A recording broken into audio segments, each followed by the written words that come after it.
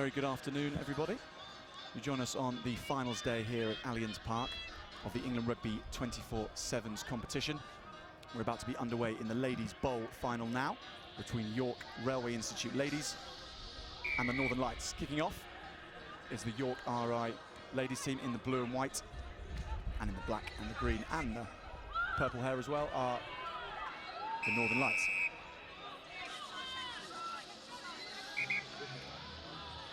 Initial penalty for the Northern Lights. Both these sides reaching the bowl plate final, not having won a match today so far. They've played three, each played two, apologies, and lost them both. But this, their chance, both of them, to come home with some silverware.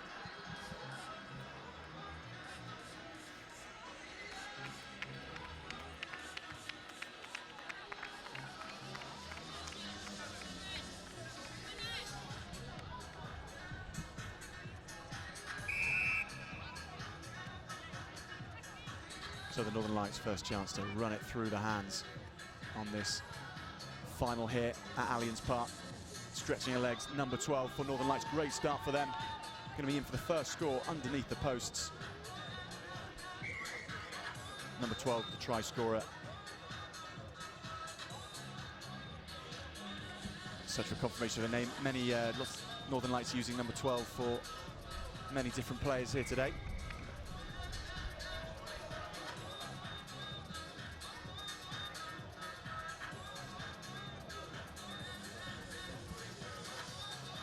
But it's a successful start for the Northern Lights. They're a Barbarians type side from the North and the Midlands.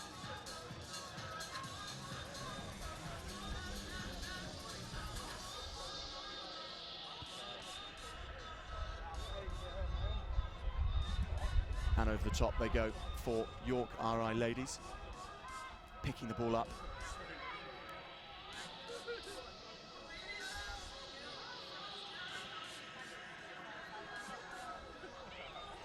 Another great chance here for their second score. Three-man overlap. Finds it out to the winger who goes round the outside. It is a second score. York RI ladies unable to prevent that one from going over.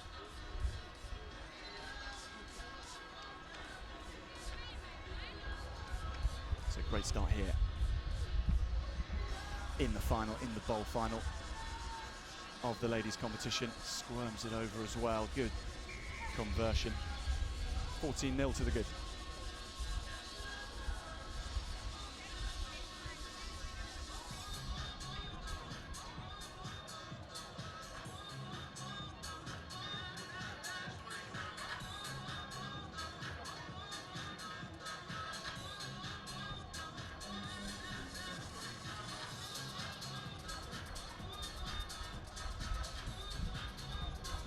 Apologies, so the two finalists in this match are York RI ladies versus Fine Rugby Now, and it's Fine Rugby Now in the green and black who are 14 points to the good.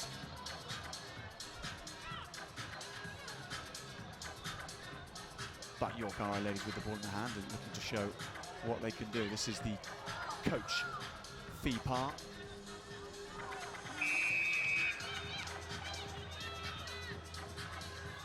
Holding on in the tackle though, so gives another chance to the Fine Rugby Now girls to head off, and they're going to be in for their third score. Already great start.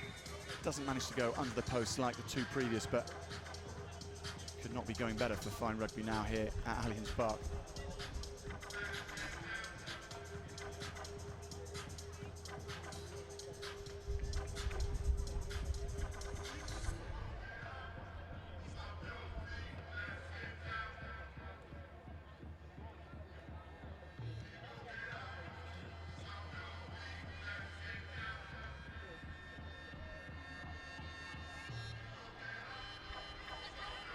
Not successful with the conversion that time, Sally Tewson, so you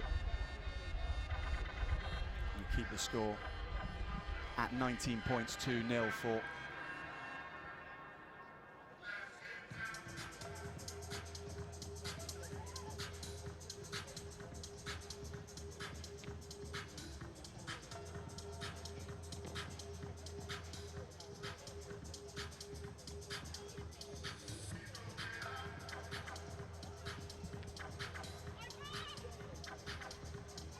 So what can York ladies do in response? They've been on the end of some big scores today, but their journey to getting to this final day was rather impressive itself. They beat sides who play 15 aside, 3 leagues above them in their playoff regional qualifier. And by their own admission, they were surprised to make it to the finals day. And they have certainly acquitted themselves well in their pool stages, particularly against the Orchard Pigs. Eventually going down by 70 points to 0, but the way they played and some of their moments of hands in between and out of the tackle against international class players was very impressive.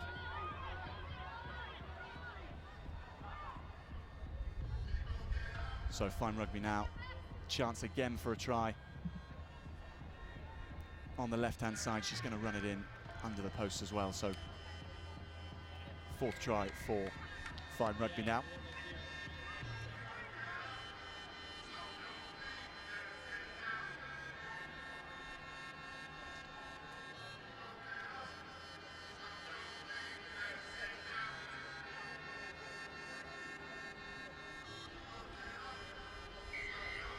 Conversion after is good as well.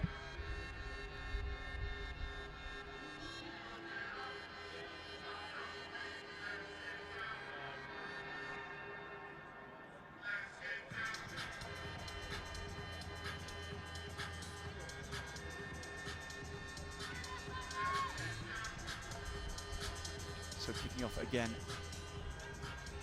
Sally Tewson goes long this time.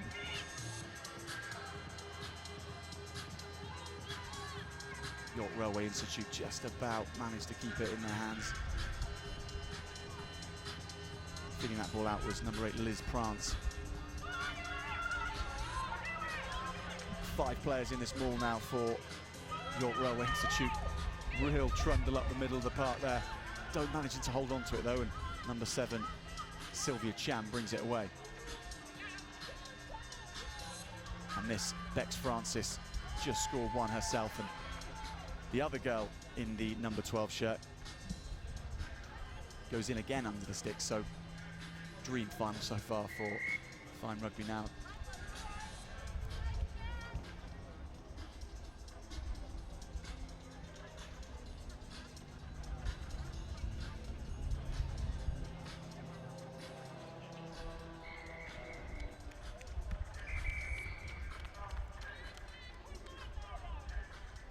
The referee calls us to the half-time oranges. Fine Rugby now firmly in control in the bowl final of the ladies' competition.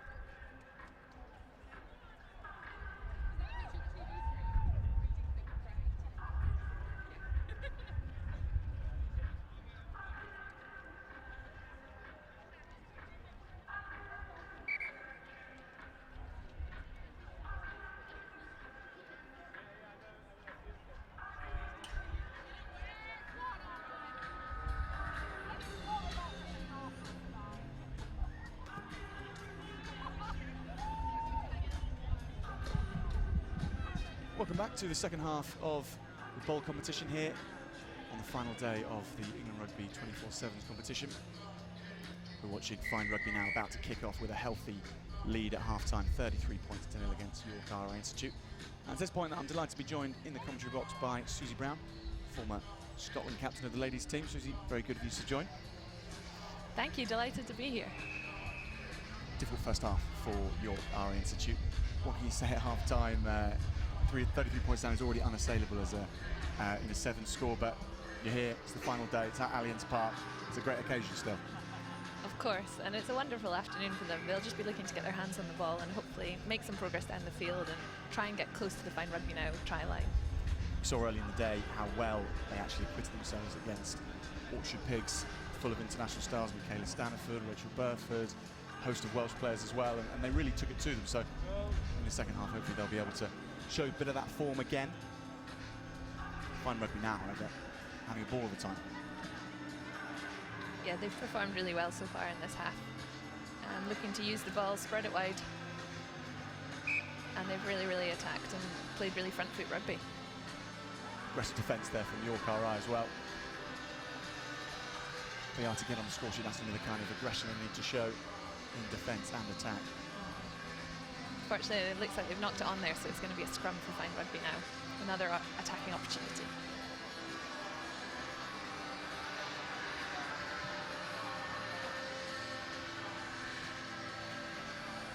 Scrum half is Becca Guild, number 11. Who manages to find it to her fly half. They look to set up a backline move. Show and go up the middle of the park. Lovely ghosting run from Fine Rugby Now. That's Bex Francis there.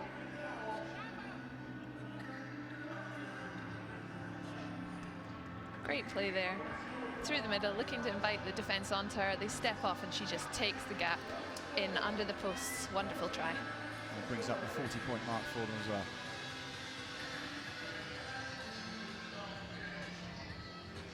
Sort of stuff you dream of, the space opening up in the middle of the field and running one in with a nice show and go underneath the posts. That's what every rugby player dreams of. That parting of the seas and the gap for you. Sally Tewson there, number 12, with the blonde hair for Fine Rugby Now. Causing havoc as York try and wrestle some control onto it.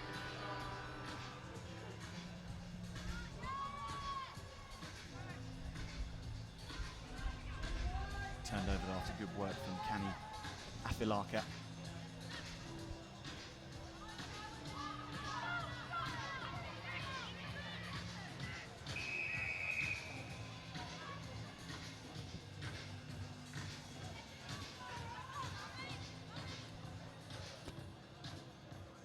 Handsome.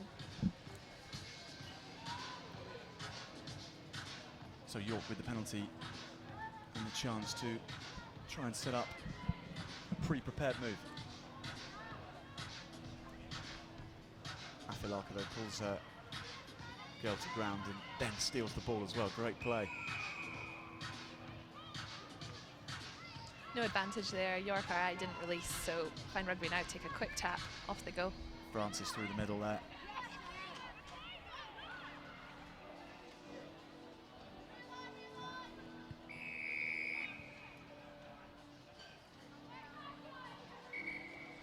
Penalty again for Fine Rugby Now. We'll have a pause for a bit of an injury to one of the players down there.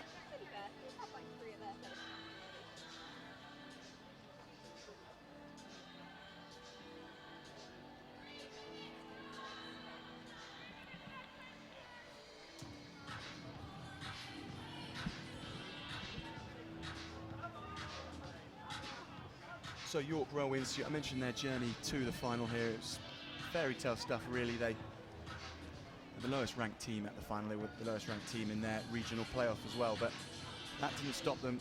And despite the fact that they played their 15-side matches in Women's North 2 East, which is the lowest division of women's rugby, they upset the odds to reach the final here. So it's a great adventure just getting down here to Allianz Park. Long journey, of course, as well. They came down here last night and might be an even longer journey back, but certainly with smiles on their face. And a few grazes as well.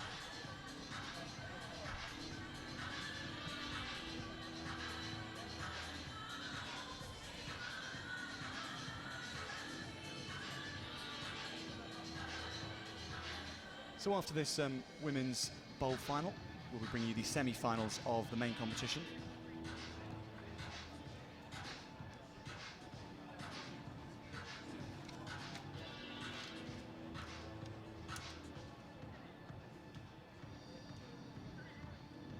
And next up on the main pitch will be the Orchard Pigs.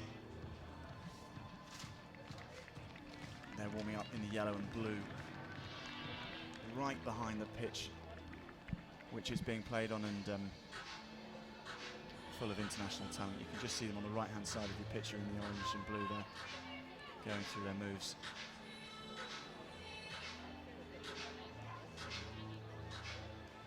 We'll just wait for Roa Sad Sight as one of the fine Rugby Now players.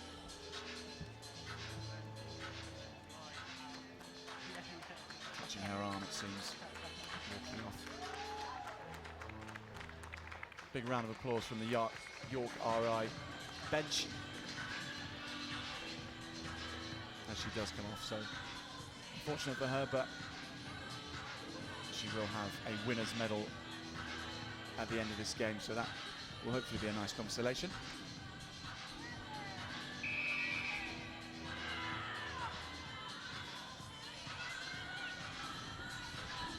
Elaine Gelman takes the tap and go and finds Tucson on the right-hand side, who goes over for her second determined run down on the right wing there. Great footwork, great pace, and in the corner and round, closer to the post with a try. Good work by Tucson.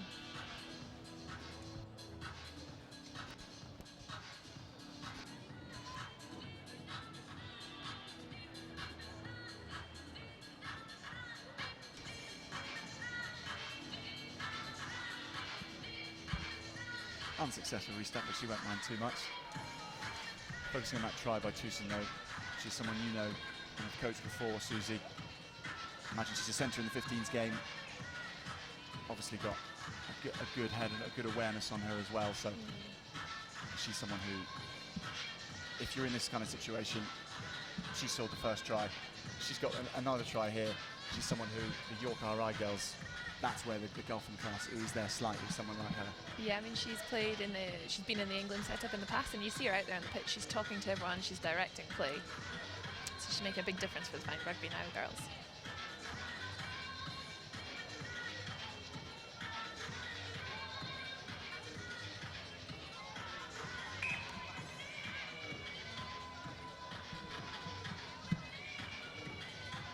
There's the Storm 7 Orchard Pigs waiting for their call up. Knock on there by fine Rugby Now, so York have a couple of minutes to play with before the end of their adventure here at Allianz Park. Now they're desperate to get on the score sheet, and perhaps they can with something from this scrum.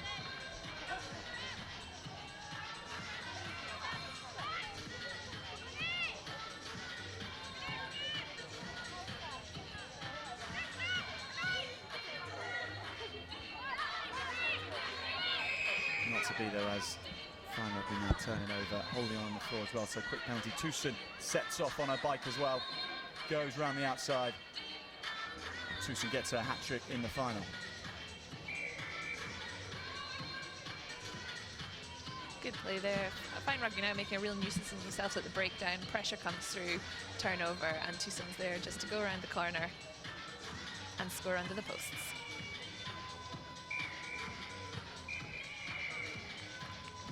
Successful conversion, so brings them through the 50-point mark for fine Rugby Now. Couldn't have wished for a more one-way final from the fine Rugby Now perspective, and York RI unfortunate, but strong in their endeavours as ever. So confirmation of that full-time result. Fine Rugby Now, winners of the bowl, 52 points to 0.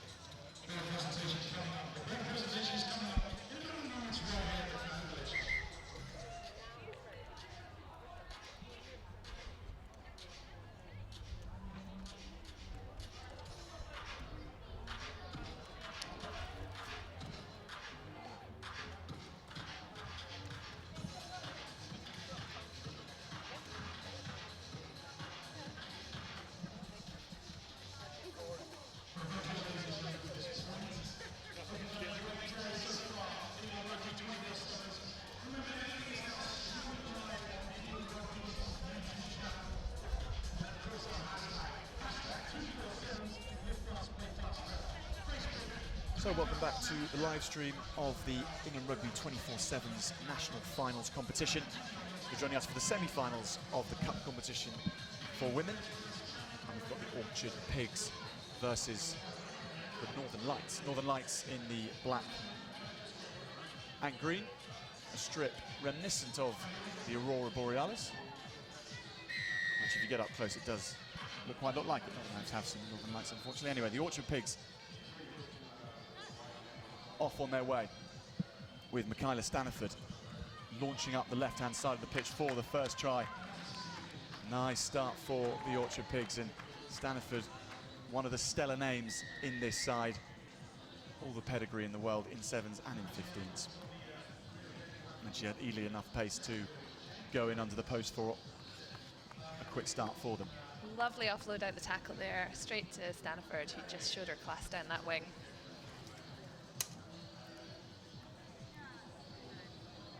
I mean, for the players from Northern Lights, they're a Barbarians type side, and they're coming up against Michaela Staniford. It's great, isn't it? I mean, not for them in that instance. Michaela Staniford had enough to go down the outside, but yeah, what an experience for these Northern Lights girls. I mean, they're playing against girls who've just missed out on a trip to Rio with Team GB. So they're playing against a real quality side here with the Orchard Pigs.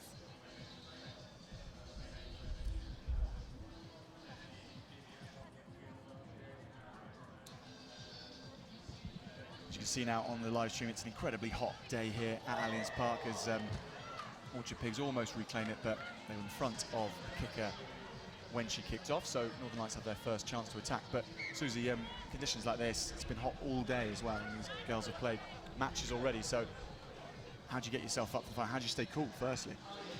Well, certainly these conditions are the ones you want to be playing 7s in. They make the handling slicker. They make it easier to catch pass the ball, but I mean, the girls will be breathing hard out there. 7s is a tough sport, and so they will be recovering hard, making sure that when they're off the pitch, they're consuming their electrolytes as well as their water, and that they're cooling down whenever they're not playing. Saving yourself in the first part of a day, a long 7s day. For the final part's always the tricky, but you know, the first game, everyone's so excited. You want to run around 100 miles an hour. But if you are playing 6-7 games a day, you've got to save something, haven't you? Definitely. And these girls know what they're doing. They're experienced. They're used to tournament rugby, especially the more experienced Orchard Pigs girls. It's the Northern Lights who have the ball in their hand now and trying to pierce the Pigs' defence. Good hands as well.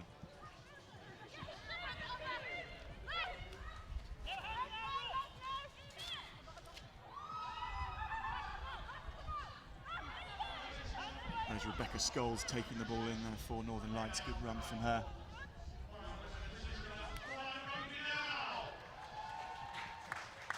Sarah Bonner, number 9 for Northern Lights, orchestrating things. Yeah. Going backwards though is number 8, Kate Edwards. Yeah, Northern Lights are trying to move forward, but there's the pressure coming through in the Orchard Pigs. Their defensive line is so high, and they're trying to shut off any passes to stop them going wide. And now they have the ball in their hands. You've got to fear for Northern Lights' cover defence, but they do really well there. Taking hold of Deborah Fleming there, but now breaking through the middle is Chantel Miel. Good cover tackle there and great counter rucking. Really forceful rucking from Northern Lights. They're up for this, aren't they? Fortunately, just came through and off her feet. Didn't release. Penalty for Orchard Pigs. Burford to Staniford. How many times have people said that when they've played in an England shirt?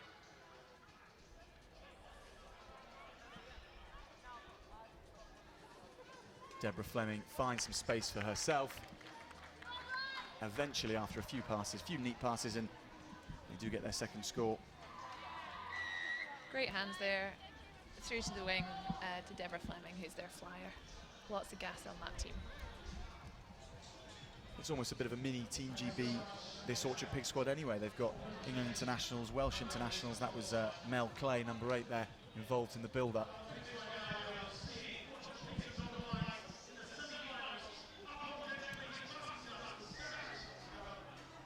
Conversion successful, so Perfect start for the girls in gold and blue. Here we see Clay taking it on a small bit before handing on to Miel. Sorry, to Deborah Fleming. Susie must have played against these girls many, many times, and out of the starting list, which we've got Marley Packer, Megan Goddard, Melissa Clay, Rachel Burford. I'm just listing the internationals here, but Diff Howell as well, and Tilly Vaughan Fowler, Rafi Taylor. Who's the hardest opponent you've faced? Well, I was lucky enough in my club rugby to play alongside Rachel Burford, and I was certainly grateful she was on my team and I didn't have to play against her. To be honest, they're all quality players, and yeah, you'd rather play with them than against them. I think they call that sitting on the fence, don't they? But Rachel Burford's certainly a high-class player. I imagine she's a bit of a boss on the pitch as well. She's orchestrating things, telling people where to go. She certainly likes to talk. She is from Medway in Kent, so she's not shy at coming forward. But she's a great person to play with. And she's looked to set up this attack and actually set it up for herself nicely. Wrap-around ball. Enough pace to go in and enough audacity to step onto the post as well.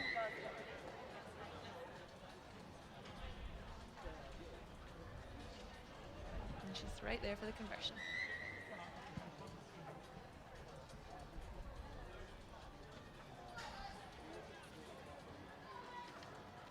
So 21-0 in this semi-final. Watch Burford thinking about perhaps having a dive, but saving her knees, the skin on her knees, and goes under the post instead. This rubber crumb, you can get a few burns if you slide around too much on it, so I think she's wise there, saving the skin. Fantastic use which Saracens get out of this pitch, of course. Not only is it their home ground, but in a community sense it's being used left, right and centre days like this. Yesterday Saracens had their summer gathering as well. Yeah, it's a wonderful stadium, a great facility.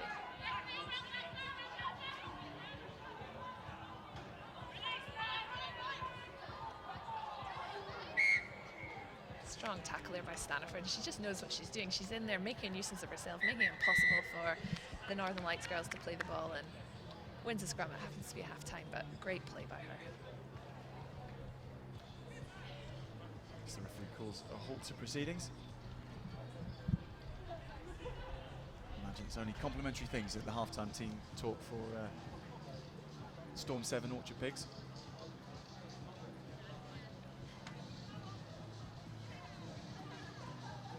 To turn around 21-0 to the good.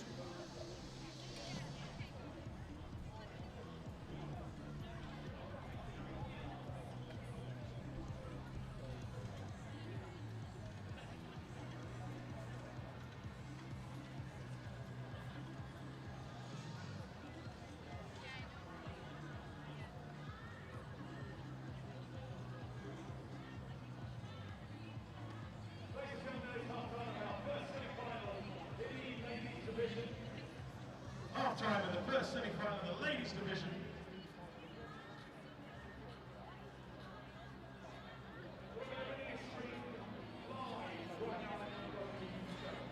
Everything's streamed live on the England Rugby YouTube channel. Make sure you tune in right now, and of course, hashtag us. Stay with us here. Live fast, play faster.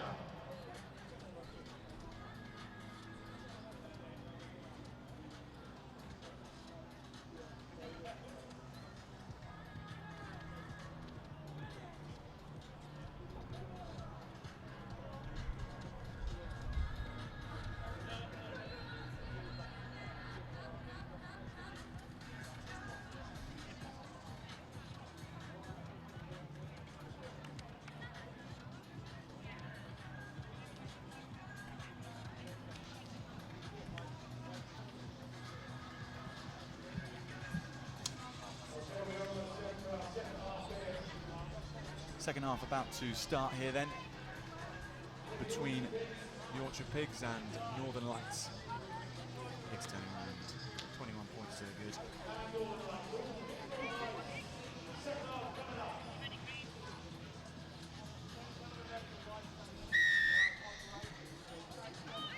Northern Lights with it all to do there. Hit hard there with Jordan Bixley. Caught it well though. as her teammates arrived to try and get the ball back. The ball was knocked on. Yeah, unfortunately, she just didn't have the support there. She took it well. Someone in over her, but nobody in there to clear the ball, and the Pigs managed to put the pressure on, come through the ruck, and force that knock on.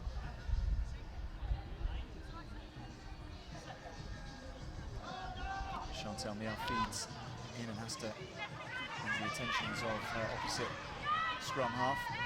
Does really well to steal it away. That was Caris Hall, number 2.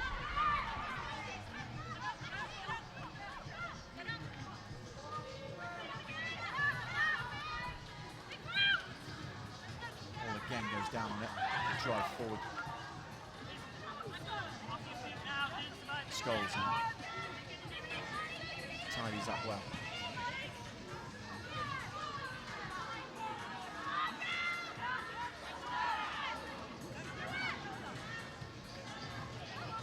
A little bit scrappy. Northern Lights having to work so hard just to do anything, but now they put it into the hands of Bex Wilson. And what leg she's got. Puts on the burners outside Staniford. Is she going to go in all the way? Great score. The Northern Lights girls on the bench whooping and cheering that one. What pace from Bex Wilson. Great try there. She just saw a hint of a gap and made the most of it. Quick feet, brought the power through and sprinted for the line. Wonderful try. Making her outside break against Michaela Staniford, no less. Staniford in number 9, Wilson in the number 3. Staniford just gave her too much room, and after that she was gone. That's a try for Northern Lights. Good chase back by Stanford, stopped her going under the posts. But great finishing by Northern Lights there. That's certainly one for the personal highlights reel, isn't it? Burning off an international centre.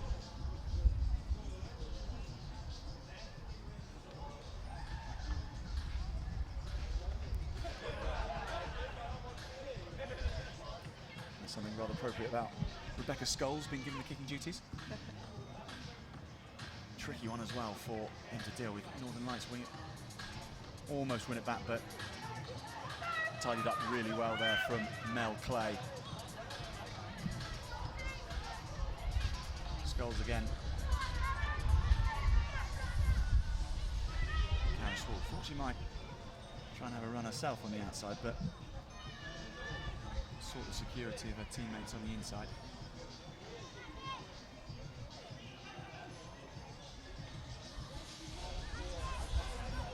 Every ruck difficult to win for Northern Lights, but they're doing very well. That time they do get, the Pigs get their hands on the try scorer, Wilson. Now Hall will defend on Staniford.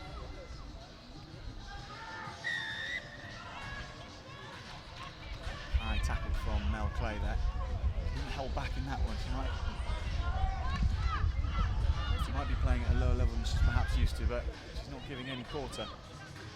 No, this has been a rather physical game actually. Both teams really going for it in the contact. Let's see if Northern Lights can do anything with this possession.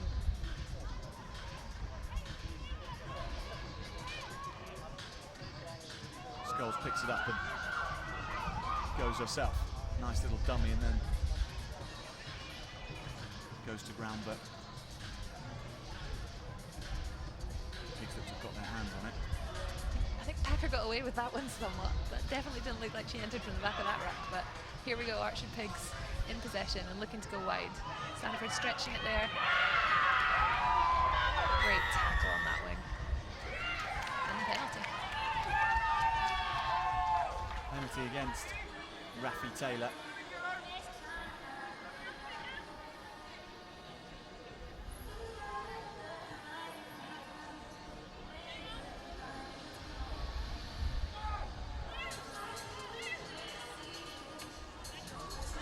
Setting off again, Northern Lights really got the bit between their teeth. Got an extra swagger to their play, and Scholes clears that out really well. Jinky feet in midfield from Kay Searcy. Scholes lobs one out to her winger. Forward in the process, there was some home counter.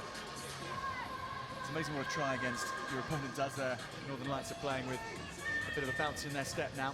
Yeah, it's really lifted them. They've got a lot more possession and they've managed to hold on to the ball for longer periods of time. We see Saracens' development side warming up.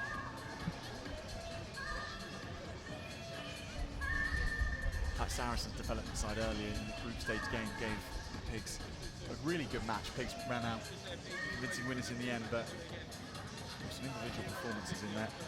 One run particularly, and a covering tackle from their speedster, the Saracens' development side, which was mightily impressive. Well, it should be interesting if they both manage to win their semis and if they meet in the final.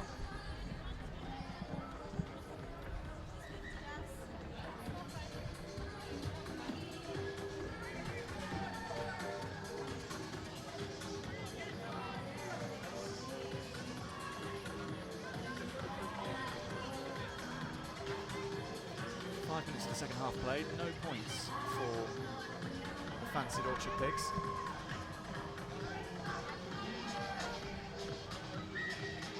They're even struggling to get their hands on the ball at the moment. It's been a very well witted second half so far by the Northern Lights. No advantage there, back for the scrum for the knockout for the Orchard Pigs. Susie, if you cast your mind back to when you were making your way in the game and the first time you played on a big professional pitch like this in a big stadium, what sort of effect does it have on you as a player? I mean, are you overawed by it? I guess you could be, but as we're seeing here, Northern Lights clearly inspired by it. Karis Hall going in under the post. She's threatened to cause some real problems in this match, and that time she does go all the way. Great pickup from the scrum and just scooted through that space left between the scrum half and the 10 for the Orchard Pigs. Really, really good finishing there, and Northern Lights have certainly lifted their performance in the second half. Conversion from Skulls as well. 21 points to 12. Referee calls a halt to proceedings. Northern Lights, well, they've won that second half, 12 points to 0. 21-12 is the final score, but great second half from them. They can be very pleased with that performance.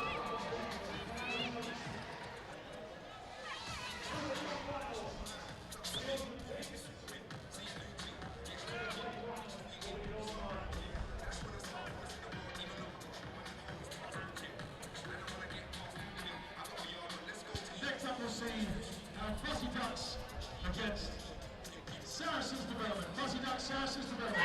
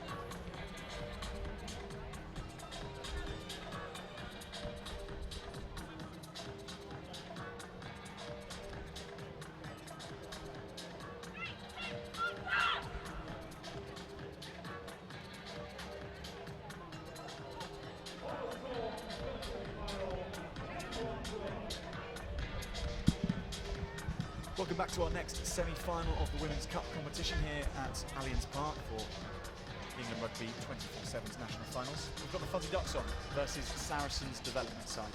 Saracens Development in off-screen at the moment in the red. Fuzzy Ducks in the centre of the picture with the green shirts. Fuzzy Ducks, university students from Exeter University.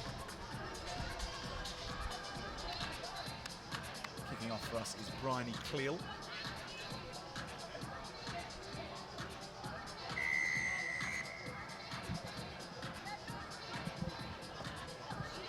Based on their form in this match, this should be quite a tight one, Susie.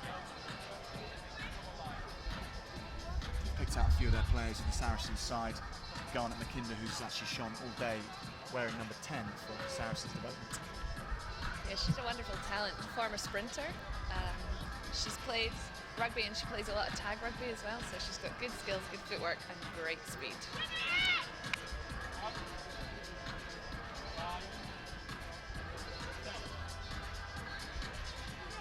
Sarri's bench there, giving Kat Robinson no doubt desperate to get out at some stage in this semi. It's a penalty you don't see often in sevens, boring in the scrum. Saracens development, great early start for them. Storming away is number 7, Seraphine Okimba, scoring the first try. Simple hands off the penalty. Speedster on the wing and through she goes for the score. Conversion is good as well from Georgia Pedal.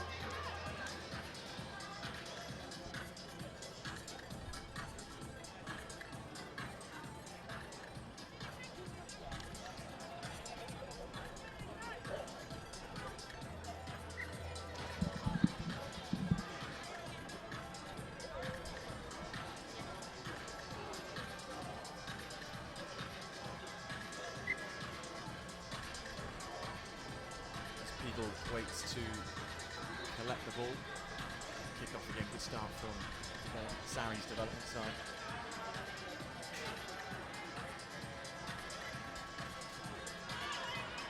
Kate Alder takes it in for the Fuzzy Ducks.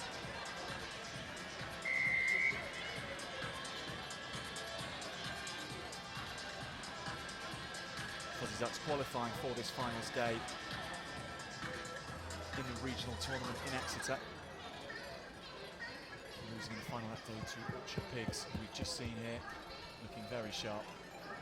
But not without glitches in the overall performance, so Fuzzy Ducks can get through the semi-final. They might fancy themselves in the final against the Pigs.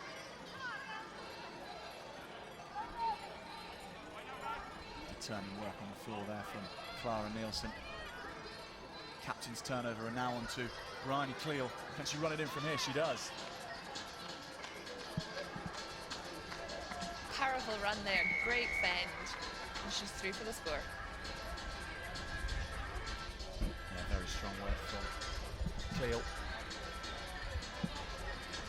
She can convert it as well. She'll level things up, but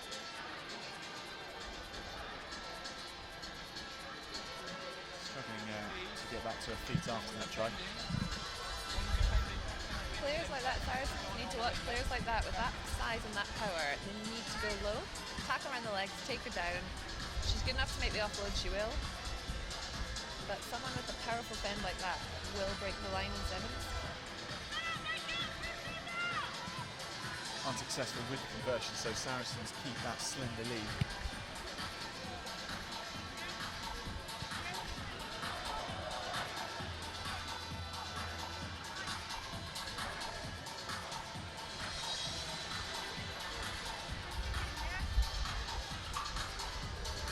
Scores the try, conversion attempt, and now she's back for the kickoff. That's a really, really nice high hanging kickoff. Knocking on slightly in the process, but caused all sorts of questions for the Sarries team, didn't it? Those extra girls can get just under that a little bit, tap it back, I mean, it's game on.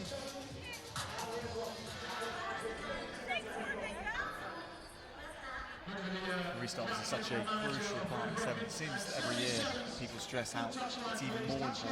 Every year it gets more important. Of course. I mean, sevens is all about possession. A team can't score against you if they do not have the ball, so if you can retain your own kickoffs, you're at an almighty advantage. Kimber scored the first try. Good pass out the tackle as well for Garnet McKinder. As you say, Susie has got rapid pace. Doesn't even need to use it for the whole hog there. She just cruises around the outside. Smart sevens there. Conserving herself. She's thinking she might have another game today. She's hoping she's got another game today. Good play, to be honest, it looks like they're playing interchangeably between centre and wing. They both seem to have a lot of pace, so I can see why. Saris then extending their lead to 14 points. So 5.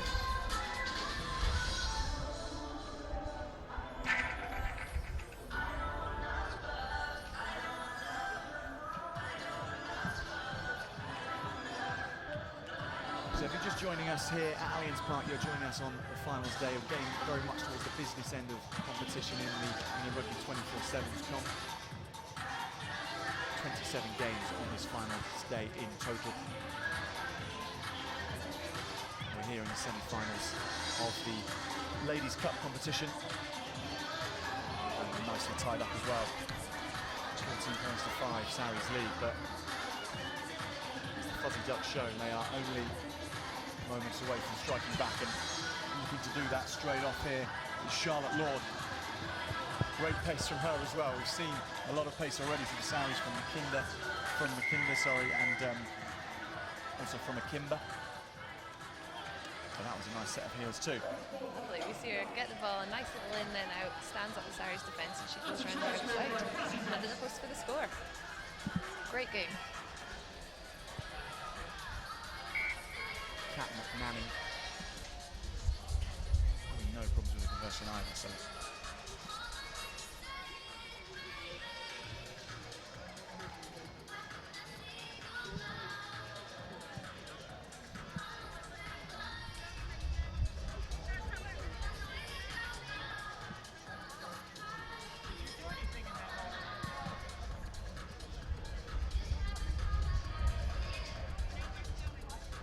Let's see what the Fuzzy Ducks do with this kickoff. Clear it will be to kick off. Almost regathering that was Kirsty Lowe, but not quite. They're only inches away from being one of the best restart sides in the competition. It's there every time, they just need to get under it.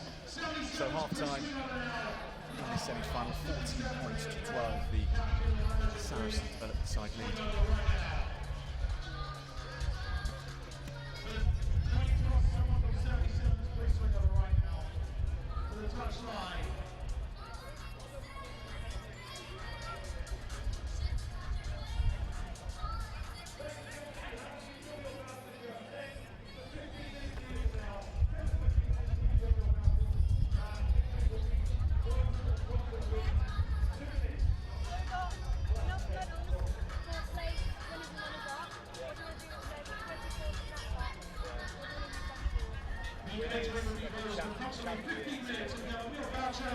Now's the time to head over catering.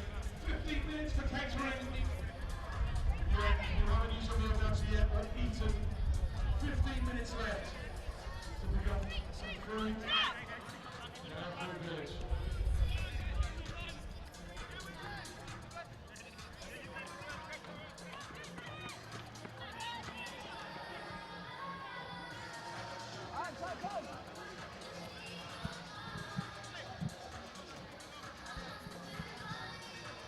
Poised to renew proceedings in the second half. Exciting. This is Georgia Pedal just to kick off, sorry Susie. What an exciting first half and all to play for. Looks like either side can make it through to the final. Saris' route to this final that they played in their regional playoff, actually here at Allianz Park, which they won.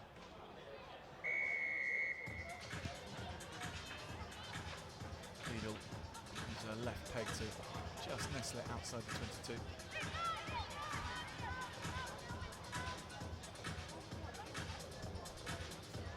Aussie Ducks have a chance to run through Cleo here. Score of their first try.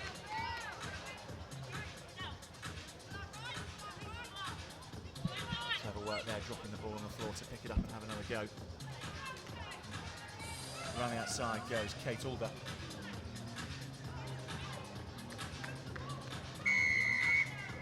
Acrobatic work in the ruck there, but coming in from the side, so penalty goes to the Fuzzy Ducks.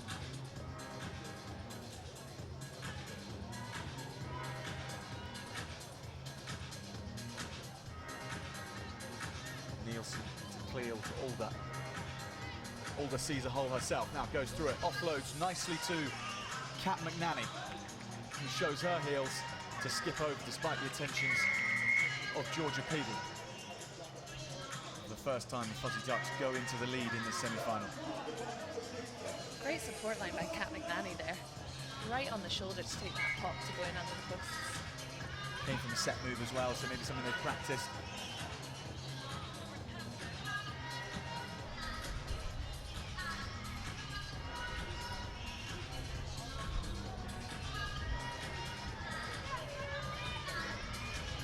The Saracens find themselves in the behind for the first time in the game.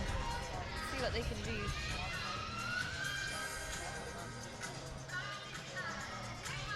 Fuzzy Ducks, a university side, one of two university sides here today. The other one being Porky Blinders from Loughborough University. Actually, there's another alumni-based side as well with St Paul's Pirates coming from the University of Gloucestershire.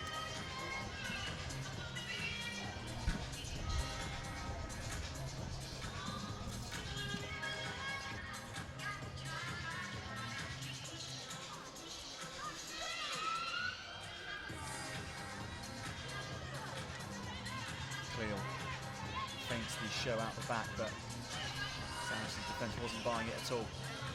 Goes with one instead. Alder digs for it.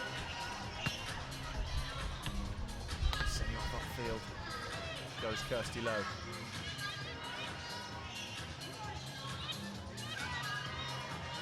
No options there.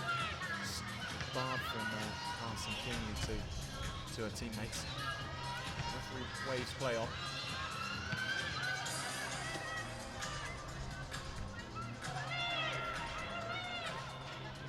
Kimber there, the number 7 for Sarries, trying her best to get hands on it, but still in the hands of the Fuzzy Ducks, and McNanny goes round the outside again.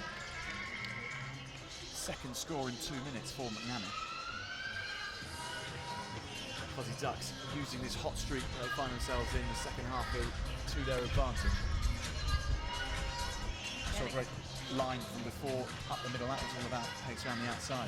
And made by Cleel there. She's really holding off, invites the defence onto her, and that pass out to the winger. And then she managed to burn a former England player in Charlotte Barris, and just go into the corner for the score.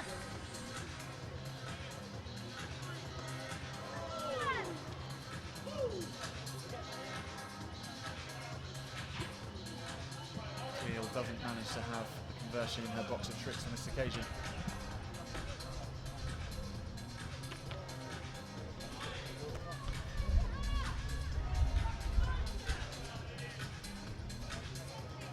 New score at 24 points to 14, 10 point gap then for the Fuzzy Ducks. It's quite a turnaround from the first half. The Sarries were leading the way, and now all of a sudden they've got to chase the game, haven't they? If they want to make this final, they've got to find a really big 3 minutes.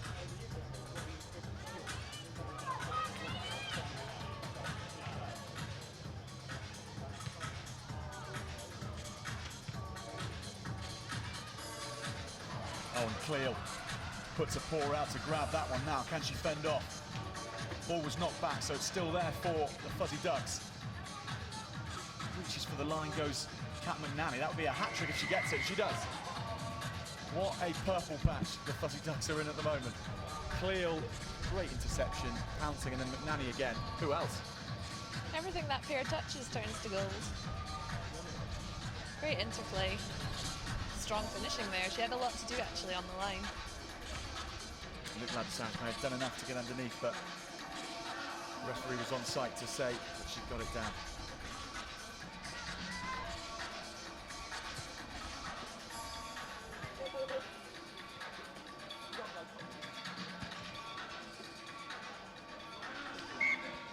Adds the extras as well, taking it then beyond 30 points, 31 to 14. Minute and a half left to play here. And the game now out of reach from Saracens development on their own patch.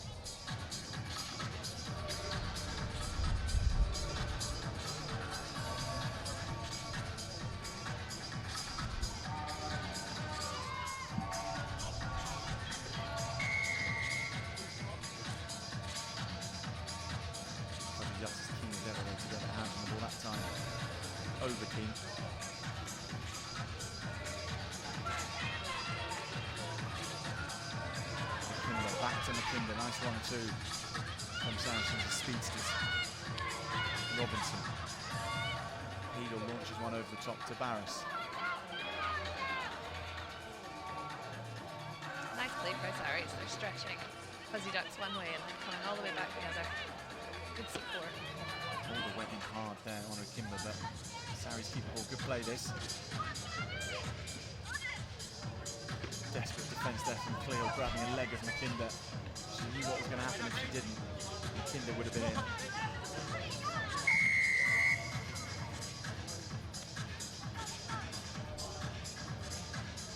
Comes on the floor there by the Fuzzy Ducks, penalty to Saris. See if they can turn this into a score. Makinda sucks in defence and then just almost a little dance move to get through the gap there. Lovely feet. I think we're seeing a tiring Fuzzy Duck side, but great step by Akimba there. Looks so complete sort of rugby as they play there, but haven't been able to do it for the last 6 minutes. Yeah, disappointing start to the second half for Saris, and it cost them the game. But can't take anything away from that Fuzzy Ducks performance. Final score, then Fuzzy Ducks runaway winners in the end, but Saracens 21, Fuzzy Ducks 29. Next up, we have the 77s side versus the Red Rockets in the men's competition.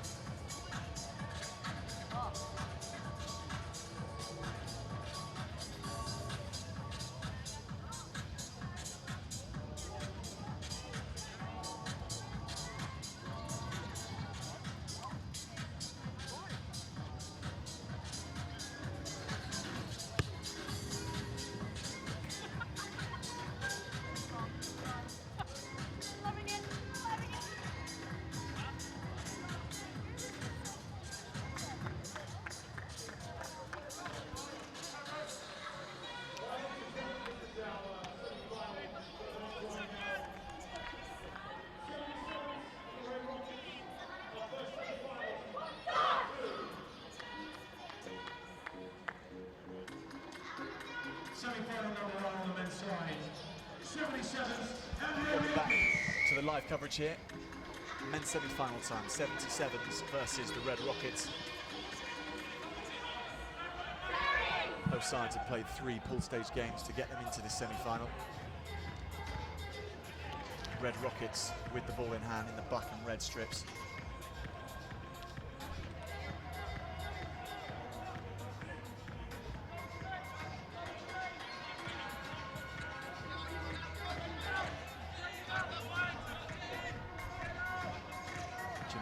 Number 14 there, putting in a tackle on the Red Rockets. When he has the ball in his hand, he is a serious danger man. Watch out for him.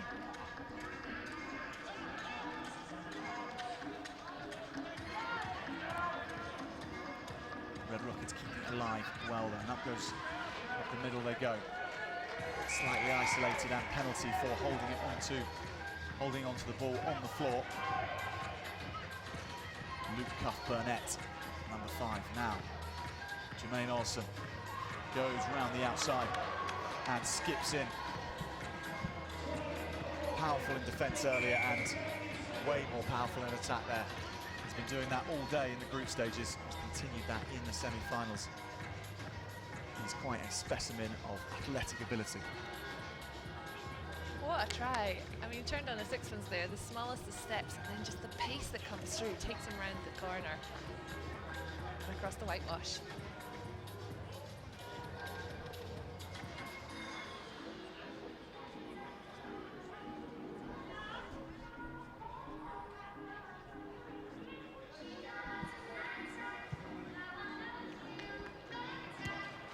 Luke Cuff-Burnett just errs when kicking the conversion, so 5 points to 0 for the 77s. Cuff-Burnett actually set it up nice out the back pass that as well. And then the man inside knew all he had to do was get it to this man. Put up the fend, but didn't need it in the end, just had too much pace. Not much room to work with, but it doesn't look like he needs much.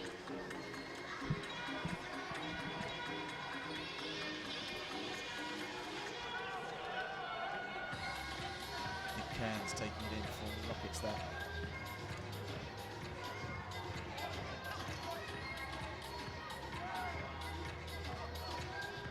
Callum Gunn putting the kick in.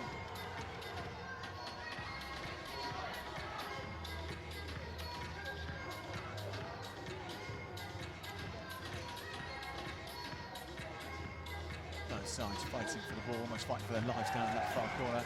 It's desperate stuff.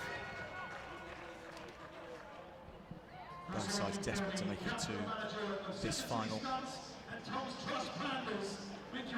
of this inaugural England Rugby 24/7's competition.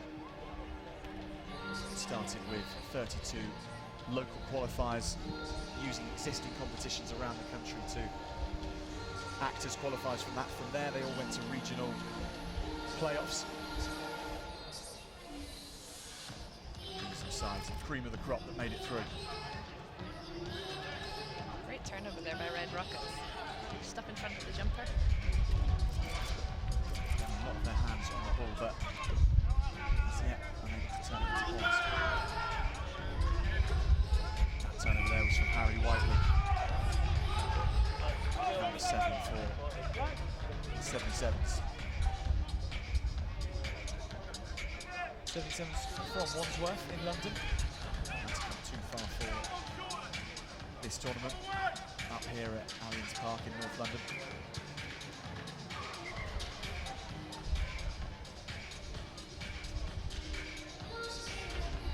Just got a little bit scrappy the last couple of minutes.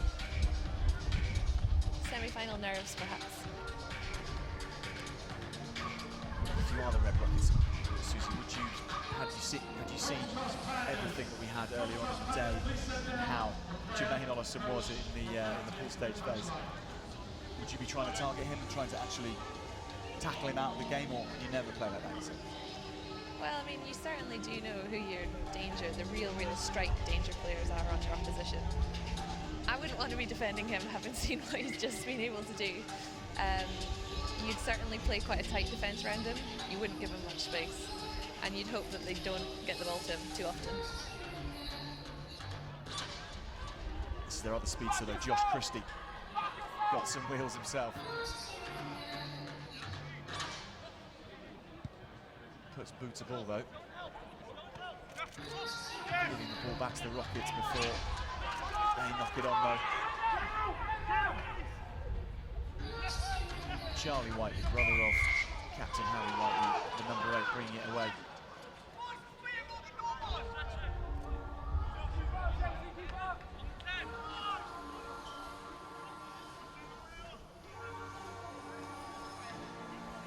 Red Rockets just giving the penalty away for not getting to their feet to make the tackle. Nice set move this from the 77s to get the ball into Christie's hands again. This time, as yet not kicking, choosing to pass it infield. 77s spy a gap.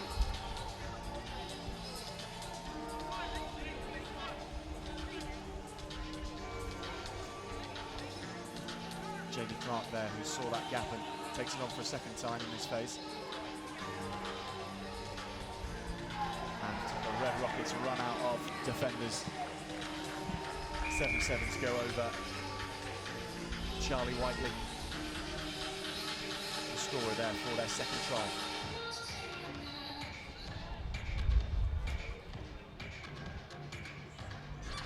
Good team try there. I think everyone touched it. I like Christie's work on the wing. He stretches it, he'll take it wide, he'll stretch in defence, but when he thinks he's going to get isolated, he cuts back, comes to find his support again, and they retain possession. It's really good sevens play. Yeah, Christie was a prominent feature in their last round as well, scoring 2 tries in the semi-final of that knockout phase.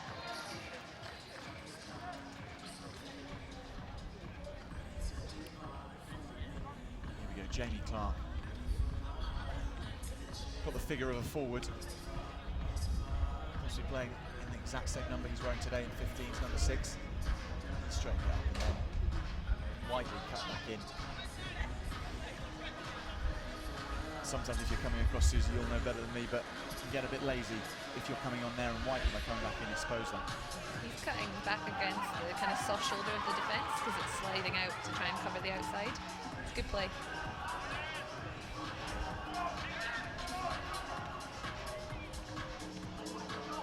The Rockets now on the attack themselves.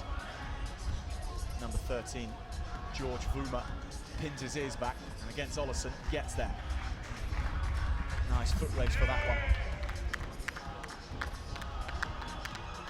The Reds draw blood for the first time in this semi-final.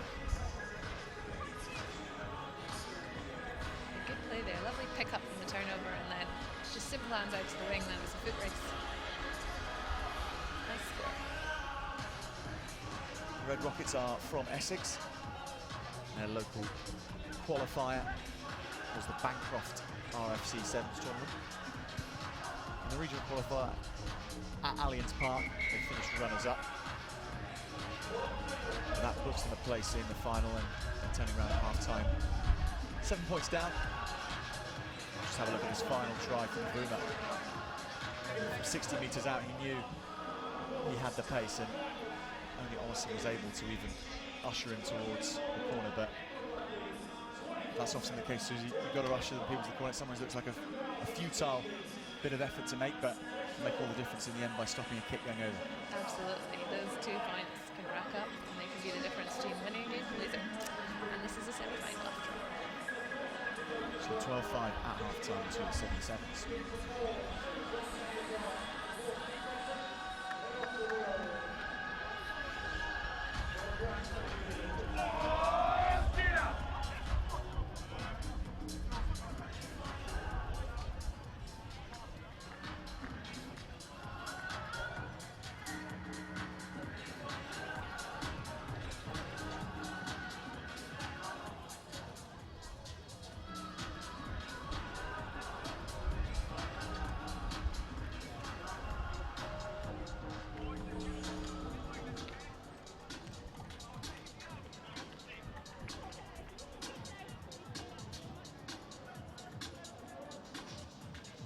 Welcome back to the second half of this semi-final between the Red Rockets and the 77s.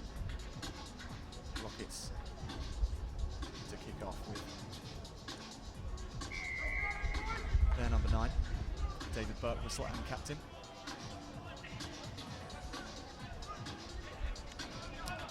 Managed to win that restart as well, so great work from the chasing pack there on Burke's kick.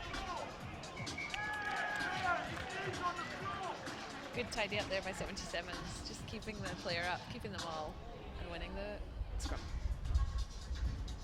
Yeah, that was a bit of a mugging, wasn't it?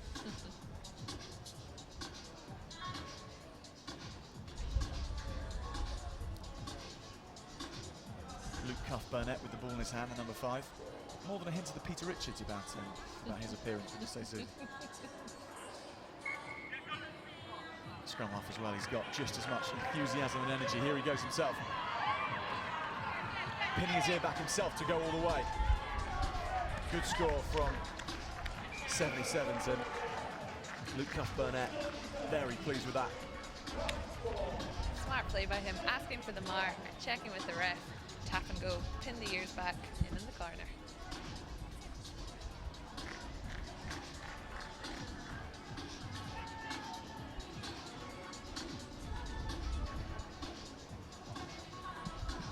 Seems to wear every motion he feels on the rugby pitch, does Luke Cuff-Burnett. Earlier in the competition, he missed a tackle and had a few words with himself, hand gestures and all. Favourite kind of player. Great kick from the touchline too.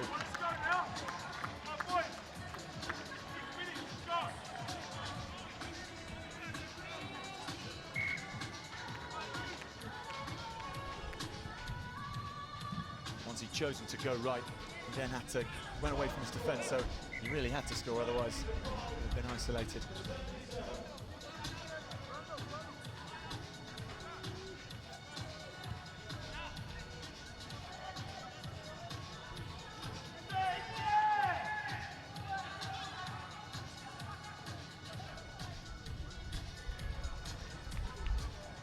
Nelson there gets ushered out into touch. Nothing else he can really do.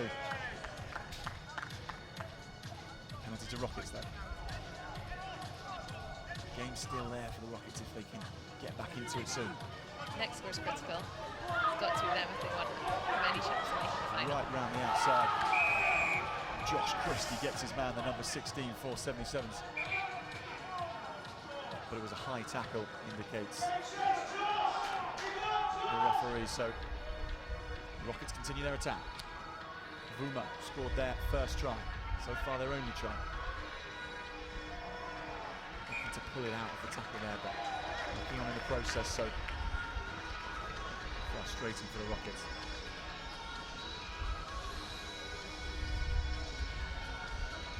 Fortunately for them, just over-eager, trying to get that ball out, just spills forward. Enjoying the endeavour though shown by the Rockets. They're desperately trying to get back into this game.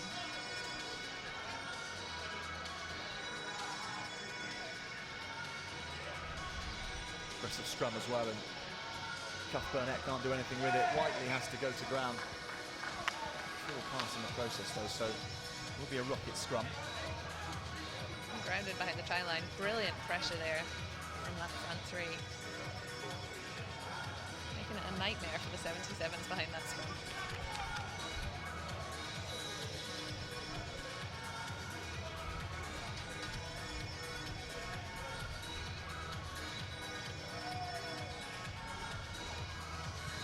Scrappy, and Cuff Burnett puts boot to ball, ricochets off someone else, and referee Richard Horson says he'll come back for this. You recognise the referee today, it's with good reason. Richard Horson, former England Sevens player and Saracens player. Great Sevens player in his time, now refereeing. Outside pass to Vuma, who goes through the middle. Great desperate tackle from the 77s. I think that was Whiteley. Great tackle there, just came off his feet when he was trying to gather that ball. Hands on head stuff for the 77s, because they have, despite their best efforts, let the Reds back in it, the Red Rockets.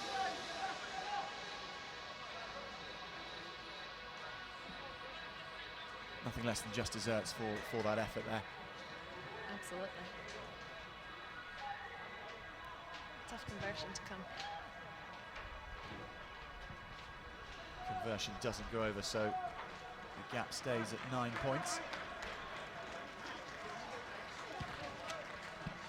But the Red Rockets coming slowly back into it, and George Vuma, who made the break before that try, starting to be a very key player for the Essex men.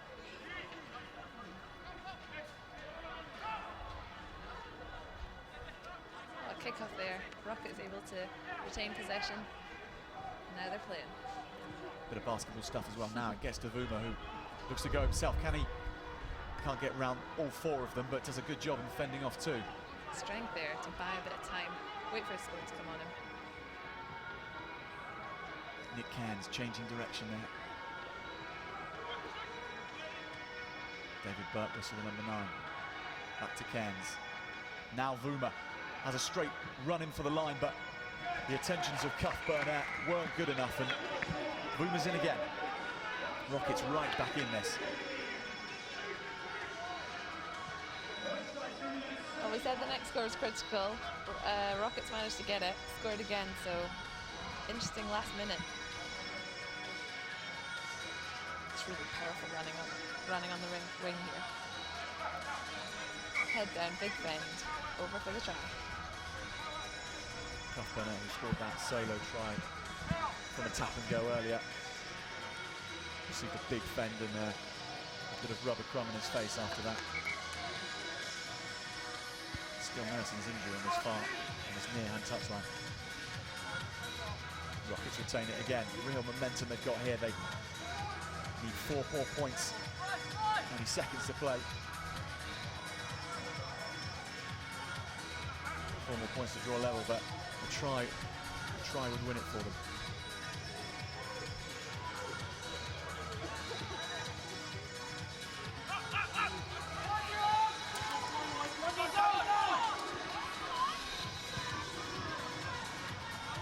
Rockets, desperately putting boot to ball. Trying to reclaim it, but Josh Christie did really well to clear that up. Rufus Nugent supporting him as well. Now Christie again. Has the wind in his head. Cuts inside as well. Great work in defence from Christie. And rightly, he's the one who reaps the benefits. Running the Rockets ragged right at the end. Nice step off that left foot. Early celebration then under the posts. Seals the win. We talked to Susie about how key Jermaine Ollison would be, and he saw that first try, but since then, largely anonymous, and it was Christie really who showed himself to be the star for the 77s there. Yeah, he did a great game there. So 26 points to 15 in the favour of the 77s final score. That puts them into the one spot in the cup final. Next match on here will be the other semi-final versus the Second City Stunts and the Pandas, Tom's Trust Pandas.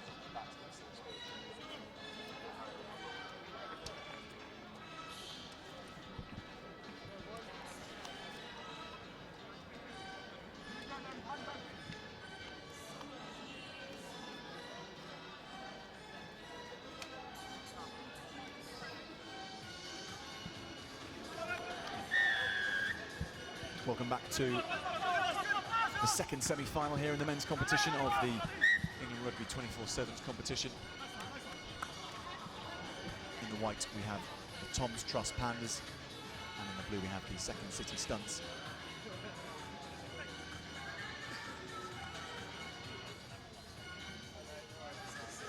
Stunts were undefeated in their pool stages earlier today. In reaching this semi-final, they won their first two and drew a very tight third, 12-all, allowing them to top their group.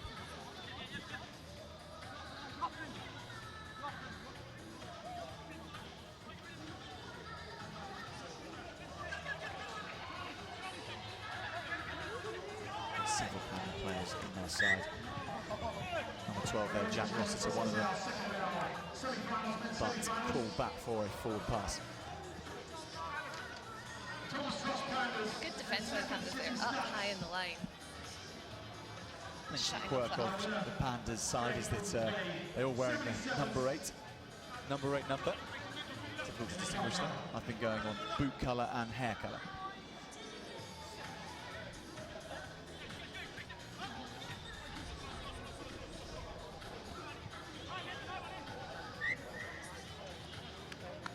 Hendry Vaca, that was, knocking the ball forward.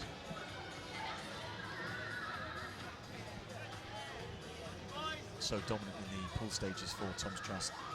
Some of their key games, Vaca was the man who stood up and scored that key try. The Stunts themselves, more of a spread out across several players really. They came into this game with a high injury list, but didn't stop them in the pool stages.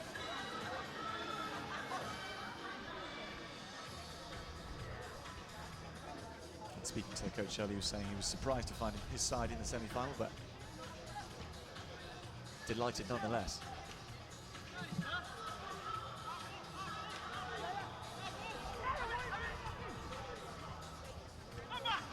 Ball comes out for Charles Edwards.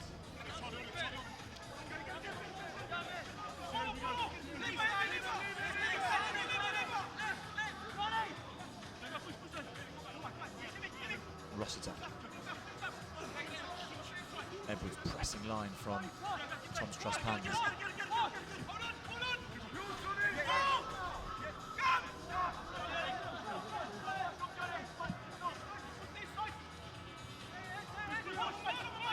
Vunoselevu. Now, sees a bit of space on the outside. This player did so well to cover that ground, didn't he? Yeah, just stepped into touch there. Vunoselevu had his eyes on the whitewash.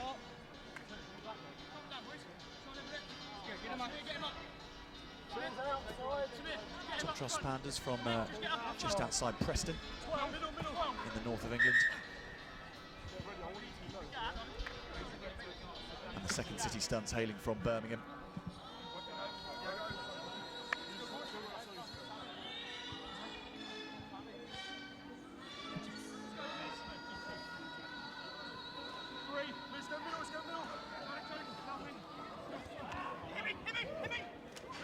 Quick hands, quick feet as well. Stunts go in for the first score.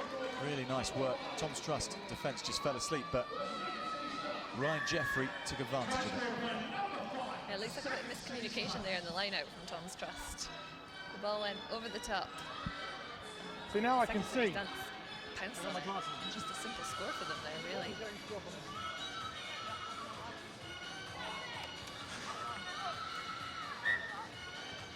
7-0 for the Stunts.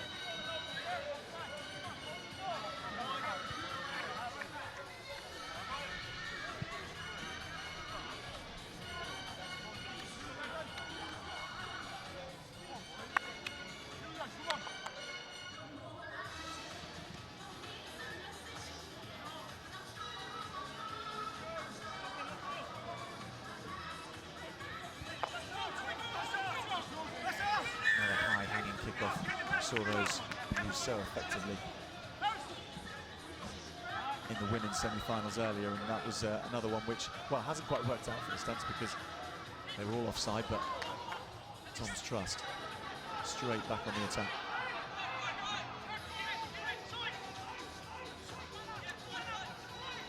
Now Vaca, show and go for himself.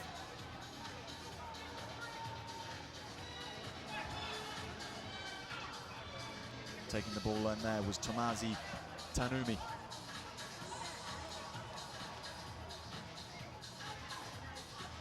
The captain goes forward. Harrison Collins gets isolated though, holding onto the ball. Frustrating there for Tom's Trust because they've given the Stunts an open door here. Done good defence by them to force that turnover. Ryan Jeffrey, the first try scorer, setting up that second attack. He had support too from Nicholas Harris. Harris there lobbing the pass out wide to Charles Edwards, who without really having to get out of third gear, cruises round for the Stunts' second score. They did all their hard work in defence, which meant an easy coast-in for the try.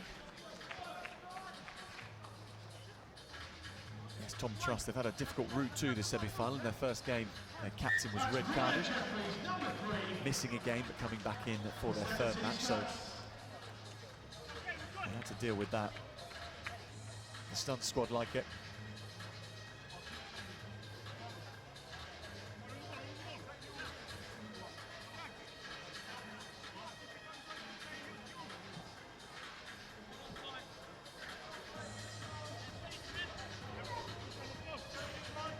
So with the 77s already having made the final, these two sides vying to play against them.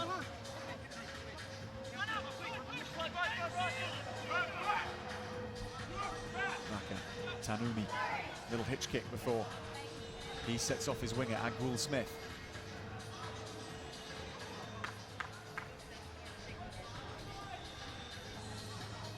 Didn't go out though, and Stunts the ball again. Rossiter. Great work again. Really aggressive tackling, forcing turnovers. Coming in from the side by Tom's Trust, unruly discipline. Samir Karbouche, number one there. Didn't have the pace to go wide, so had to cut back in. Jeffrey didn't have the pace either and got caught by Vaca. Now if Tom's Trust are to get back into this game, they need to find position for Vaca to run at smaller men, and most people are smaller than him, so Shouldn't be hard.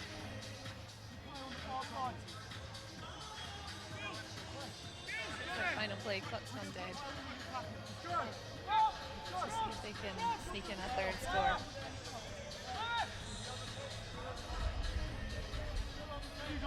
as it stands at half-time, Susie, though, Tom's Trust will be saying to each other, there's nothing to worry about, we haven't played well, but we're still in this very much. Yeah, certainly, but I think the thing that's impressed me the most from Second City stunts is how quickly they're able to turn defence into attack. It's really, really impressive.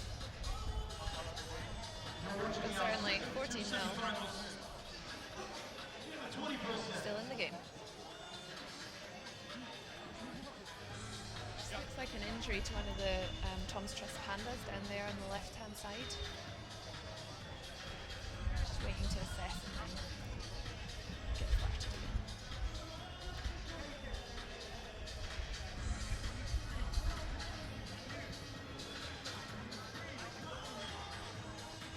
So we believe the man down there is Agwal Smith after that run on the far hand side.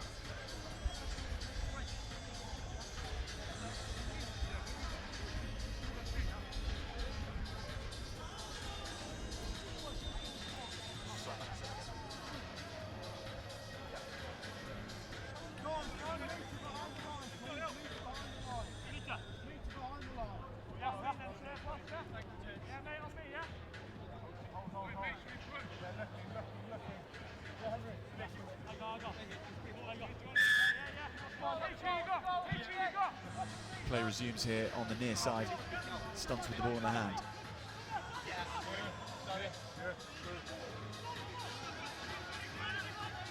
Harris linking with Rossiter. Carbush straight up the middle and handing off really well to Sai Kunivesilu.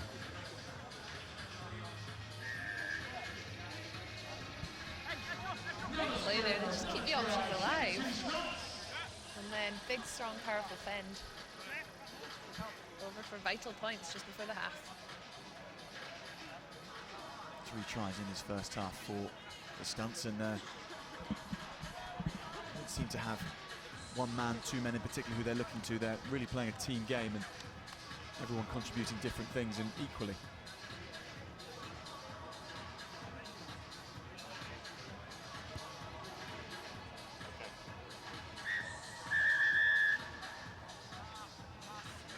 Half-time turns around with a healthy lead for the Second City Stunts. First half, ladies and gentlemen. Next up will be the women's plate final.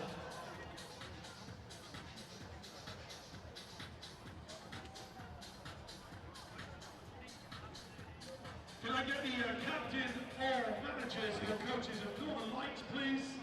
And of course the Saracens development. To the touchline, please. Northern Lights, Saracens to the touchline, please.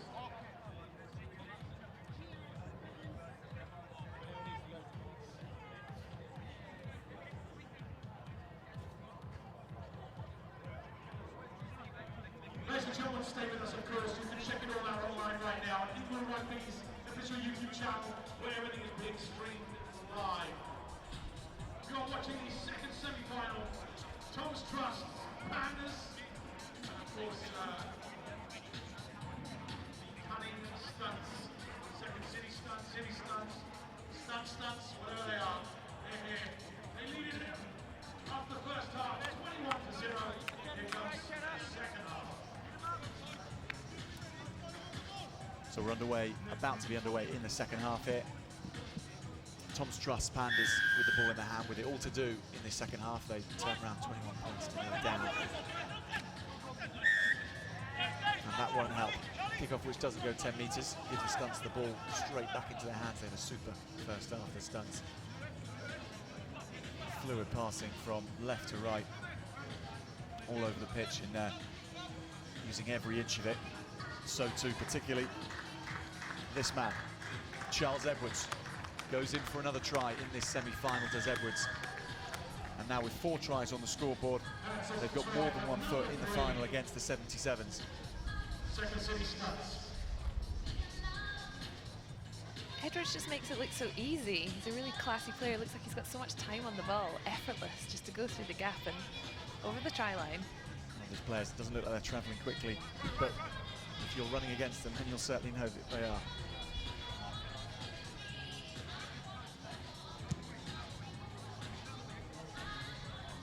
Dane Edge nowhere near with that conversion, but 26 points to the good. He can afford to be a little bit wasteful in that regard. Tough kick it was, though, with Edwards scoring that in the corner. So shaking up then the Stunts, who didn't even fancy themselves at the beginning of this day, look like they will be getting into the final against the 77s.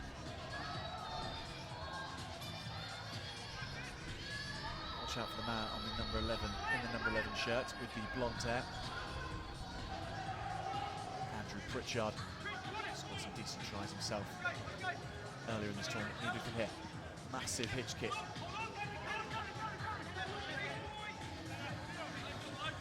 Contained well by Tom's Trust.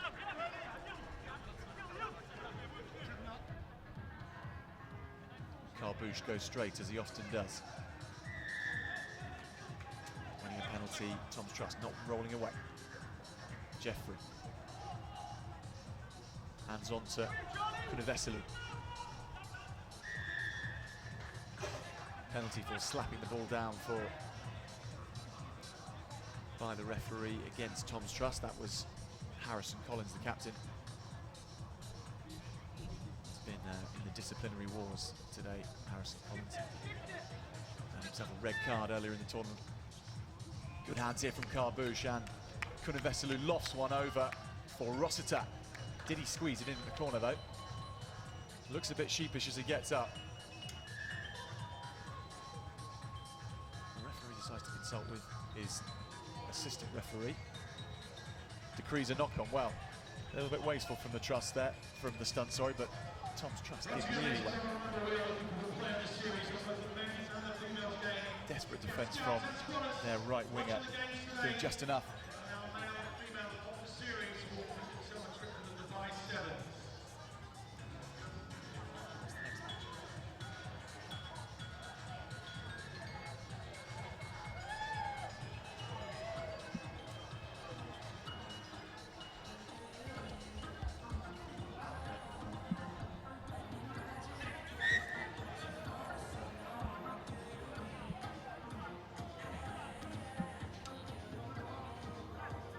Nothing going Tom's Trust way.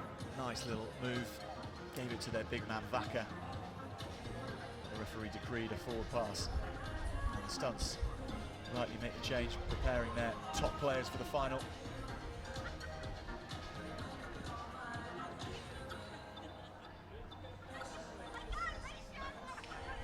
Coming on are Andrew Fluke, number 10, and Kinsey Stoddard, the number 7. Stoddard actually the captain of the side, so strength and depth the Stunts are showing here. Kunaveselu takes his time, gets a bit overexcited and outruns his own feet there, but key player for them is Kunaveselu. Just mentioned, Susie, in the first half, they don't seem to have too many key players, but he does have an extra bit of a yard of pace, which the others don't. Yeah, he's played really well, and a lot of the team plays have been run through him, so critical to their performance.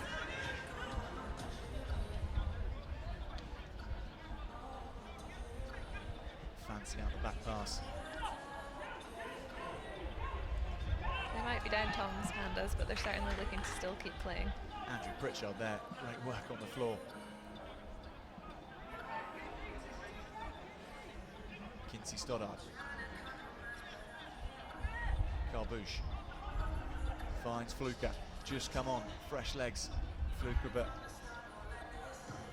no matter how fresh your legs are, I can't change the size of your body, and he came up against two boys a little bit bigger than him. Just bundled into touch there.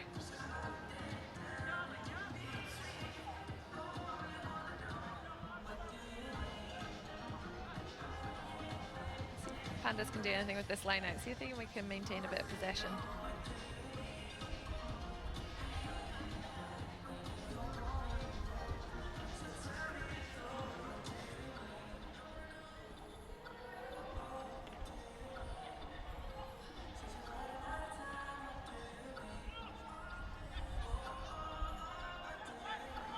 Tomazi Tanumi had nowhere to go there. That has been another point, actually. Stunts defence today in this match particularly has been immense. So far, managing to nil. It's a tough job in sevens to nil anyone. Particularly when the side has guys like that man, Hendry Vaca.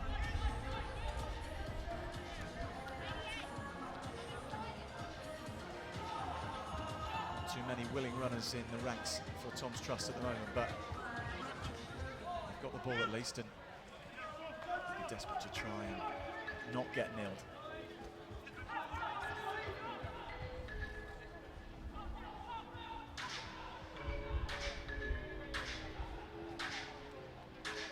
Nice show there. Good footwork. Probably their longest period of possession. Penalty two.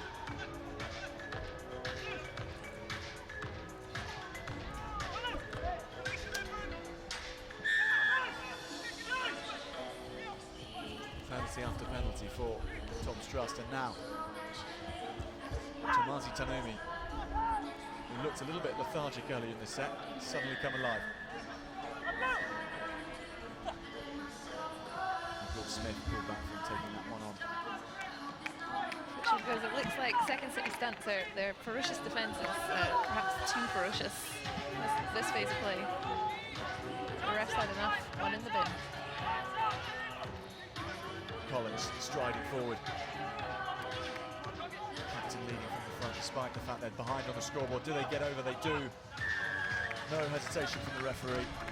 Just desserts in the end for Tom's Trust. They had a good pull stage, but they haven't really come to the party in this semi-final, but finally they get on the scoreboard and get the conversion as well. So 26 points to 7 is the final score. Second City Stunts make the final against the 77s. We'll be bringing you that shortly. But first, our next game up here will be the Northern Lights versus Saracens development side. Confirmation of this match, 26 points to 7 to the Stunts. Ladies and gentlemen, thank you for staying with us here at Allianz Park. Wonderful game there, that completes our semi-final round between the Pandas and the City Stunts. City Stunts are proud to lead the final, and the Pandas will be in the play-final very shortly indeed. Ladies and gentlemen, we have the ladies' play-final coming up in a couple of minutes. Stay with us, of course, streaming live online. Remember the winning team of both the men's and women's game gives yourselves a trip to Twickenham through the league play at the home of Rugby.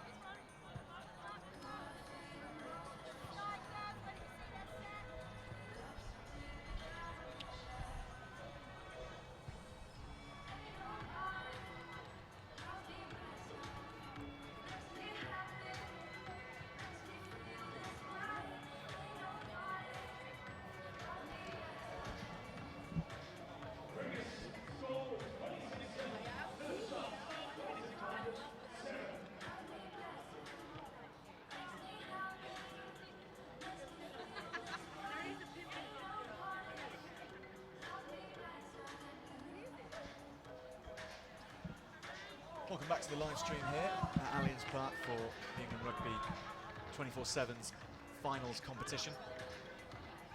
Next up on the pitch is Northern Lights versus Saracen development side. This is the plate women's final.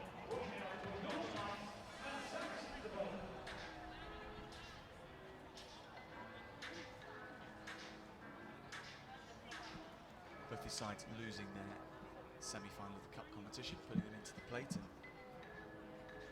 Northern Lights playing actually particularly well when they went down against the Storm 7 Orchard Pigs. Rebecca Scholes kicks off for the Northern Lights. Saracen development, perhaps a little bit of an upset in going down to the Fuzzy Ducks. got off to a great start in that game, but the Fuzzy Ducks, my gosh, they came back into it in some way.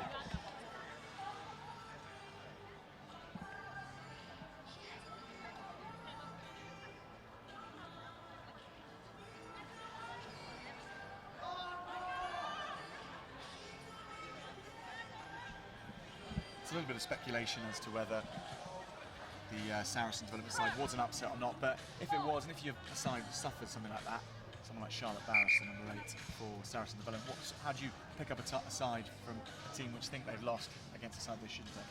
Well, she's a very experienced player, played in the England setup for a long time, played in a World Cup final, so she'll have steadied the ship, and she said, you know, girls, we've got a great opportunity to come out here and get some silverware and win the plate.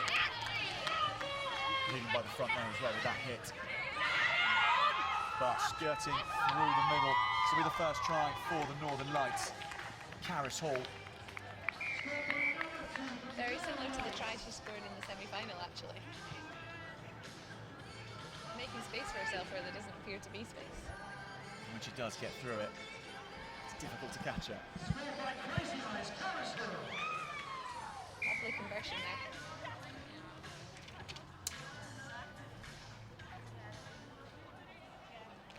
7-0 to the Northern Lights.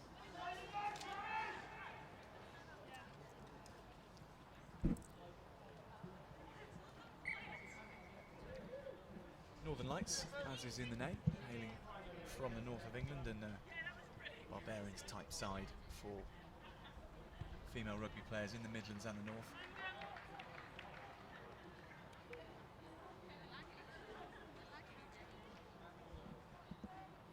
Just wait for Rebecca Sculls to hold the ball back and kick off again for us.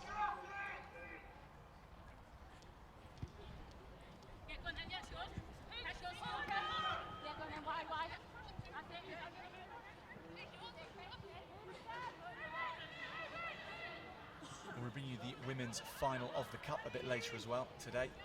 That'll be between the Fuzzy Ducks of Exeter University and the Storm 7 Orchard Pigs, but for now, the plate final is being contested, and Saracens development side will be desperate to put their name on that plate on their home ground at Allianz Park. Great cover tackle there by Caris Hall, forcing the Sarries winger out and winning the line out. Rachel Potter that was, who was hauled down and limped away. Really felt that hit from Hall.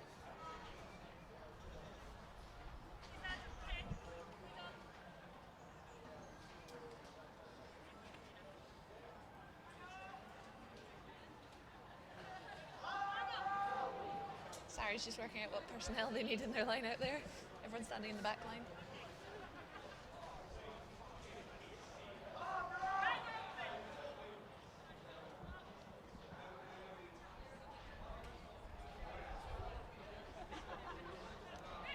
Hall slightly wayward with the throw, so Sarries have a chance through Barris. Finds Pedal.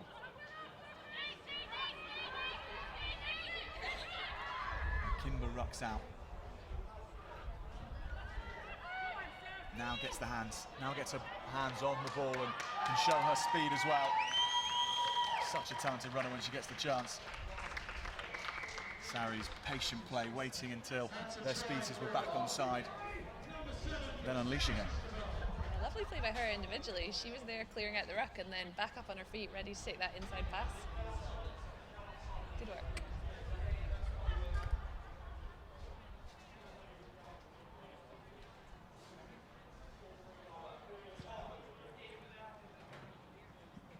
Successful conversion as well, so all square in the women's plate final. Saracens on their home ground, squaring things up.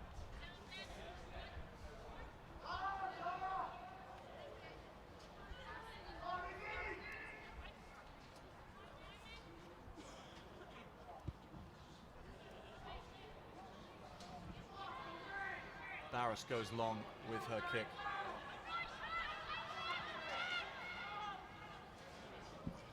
So what you can't see at the moment, we will describe for you. Northern Lights going right round the outside. Good, clever work from the kickoff, but the ball ends up in Okimba's hand. She's just scored one.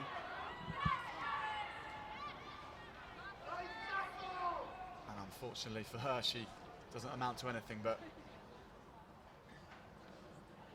Northern Lights there risking things, throwing the ball away into her hands. Interesting point about having the match here today, as you get to see what Allianz Park is like away from the razzmatazz of an Aviva Premiership match or a Rugby Champions Cup game. See it in its community use. Benefits of having all-weather service, you can just constantly use it, professional or any other use as well. Yeah, you can go back-to-back days, no problem on the pitch. It's a wonderful facility.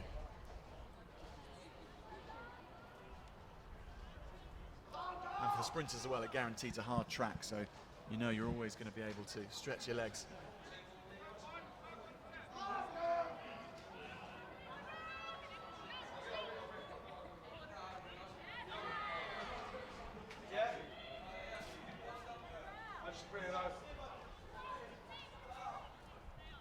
Ferocious rocking from both sides on the far-hand side. The ball does end up in Kimber's hands, but she might not have wanted it. She had the attentions of the Northern Lights. And now we've got it to Garnett Makinda, who, if anything, is even quicker than Okimba. So Makinda goes right round the outside, the longest way round she could find, but she gets there. Yeah, she's definitely backed her pace there. I don't think many coaches would tell anyone to run that sideways on the pitch, but she's got real gas and she trusted her ability to get round. And she's under the post for a score. Saris take the lead. Saris fans pleased to see Makinda doing what she does best. She scored a great try earlier on in the group stage phases against the Orchard Pigs, who we'll see in the final later. Orchard Pigs, of course, full of international class talent.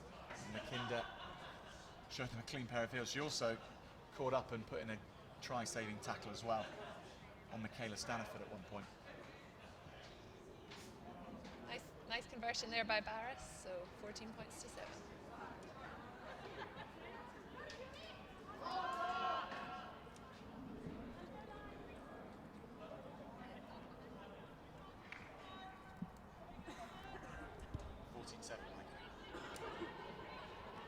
So Saris taking the lead into half-time. We're not quite there. They've got a chance for one more score themselves, or Northern Lights to head back. What can Barris do from here? Just about stops that from going forward.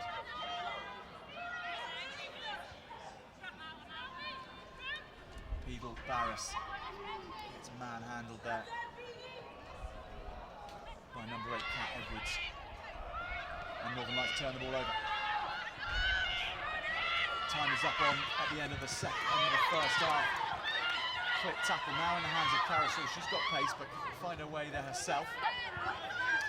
Jordan Bixley powers forward. Northern Lights have the advantage. Yeah, Kemba came through off her feet, so penalty Northern Lights. Chance to get back in just before the half. Carousel looking to go herself.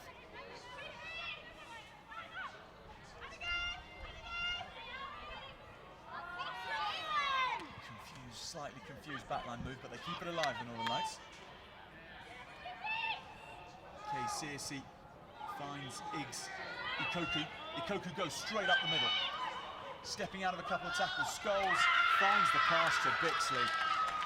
Right on the stroke of half-time. Northern Lights right back in it.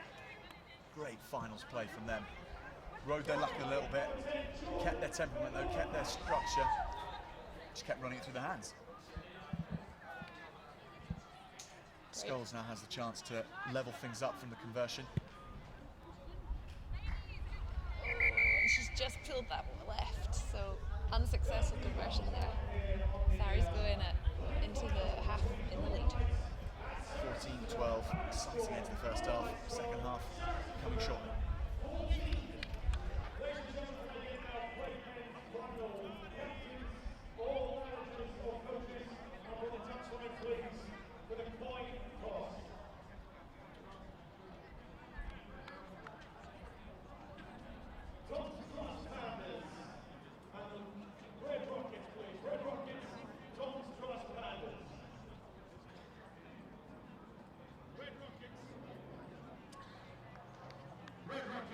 you send round your representative, please, for the coin toss for the next game. Next up.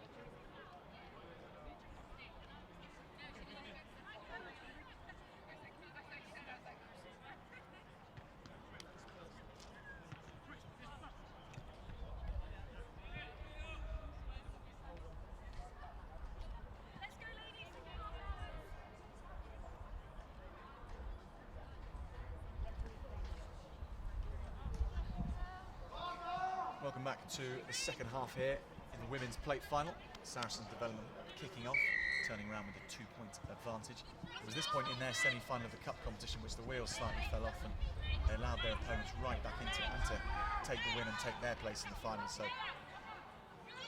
second half focus should be high on their agenda. Winning the penalty first off. Northern Lights holding on to the ball there in the tackle. Becca School's a bit lucky there and booted it away. She could have got march 10. But penalties Aries.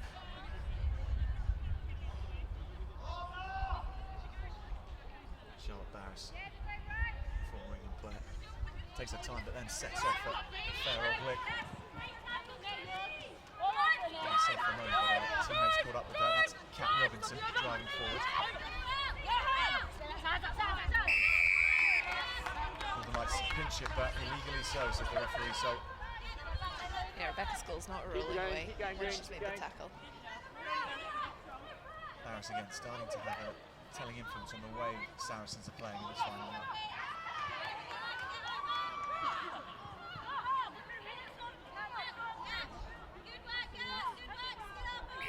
Kirsty Lee Griffiths again all over the ball on the floor. She's just given one penalty away. She's got to be very careful. It looks like the ref's having a word with the captain and final warning, I suspect.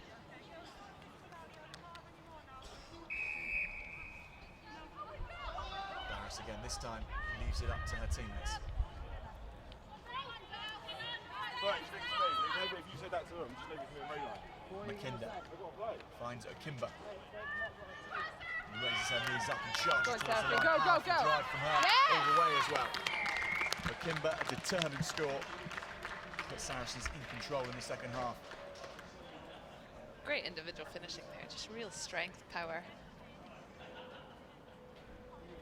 A really good try from Akimba.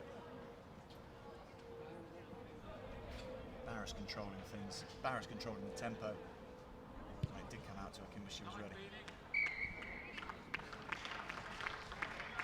Successful conversion by Barris as well.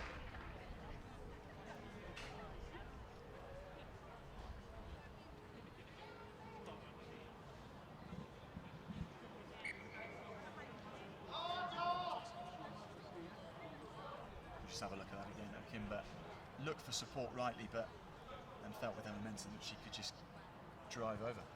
Didn't need it in the end. Saracens stretch the lead here now to 21-12.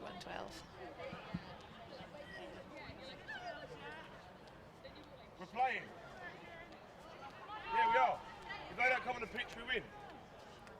So Saracens developed the side on their own patch. They won the regional playoff here as well. Quite a moment for these young players if they do manage to seal the cup. Not over any stretch of the imagination, but 9 points ahead. They're looking good.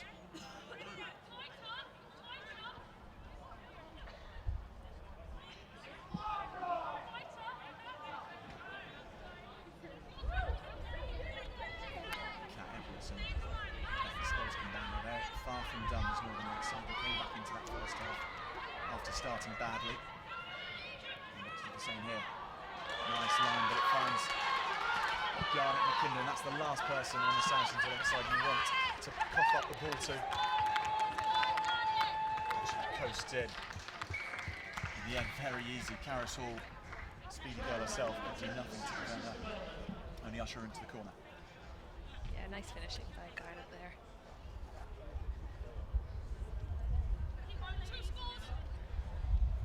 Saracens starting to look quite comfortable. Northern Lights just, when it doesn't go your way, it doesn't go your way, does it?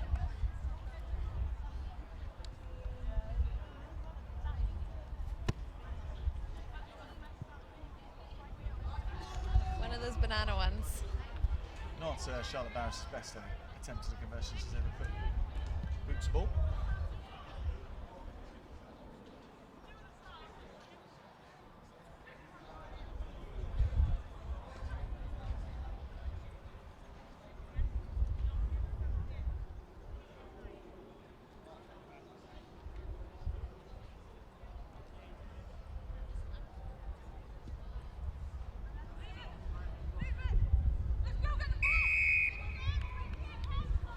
Bad moment with the boots. Barris, she's kicked so well today in just the last couple. Tarnishing her record, but here we go with the Northern Lights.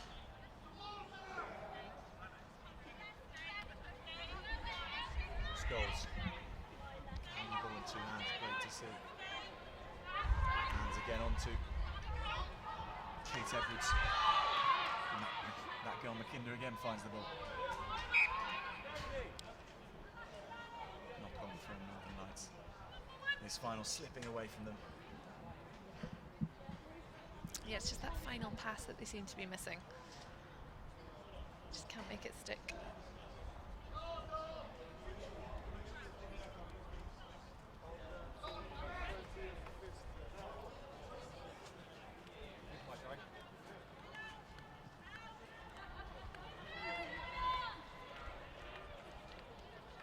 Defending off Kirsty Griffiths' attempted tackle.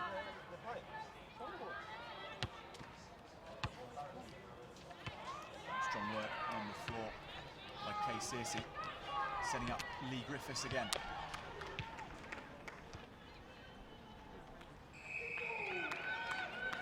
Yeah, good call, ref. He's on the floor. Here we go. Turnover then.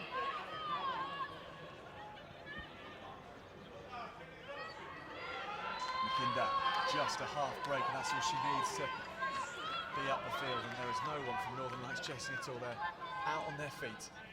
McKinder can literally take all the time in the world.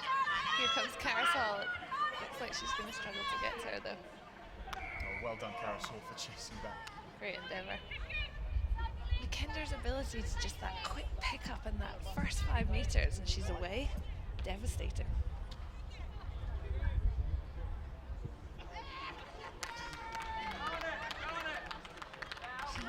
She's better running than she is at kicking, is McKinder. Well, that's probably fair to say on that occasion. To add insult to injury, she's been hauled off for it as well. Well, it is full time on the clock anyway, so I'm sure she won't be too bothered.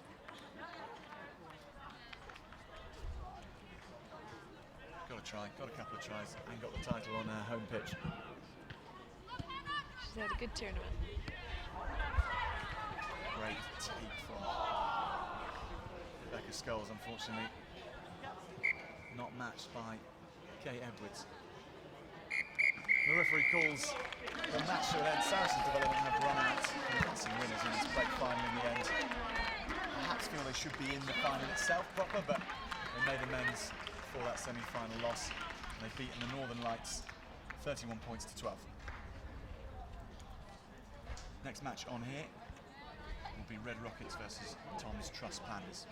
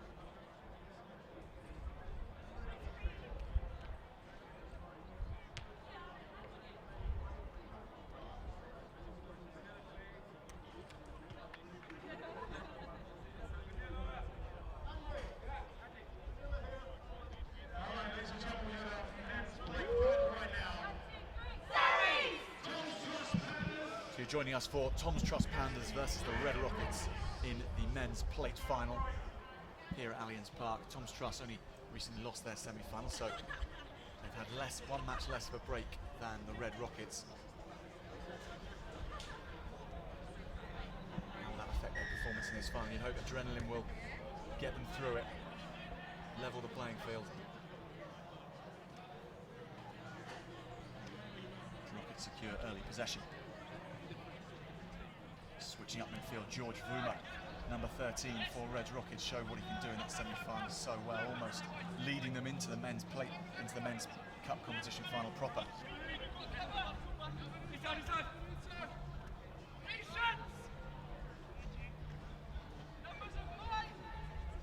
Harrison Collins pauses for thought before finding Jack Fielding.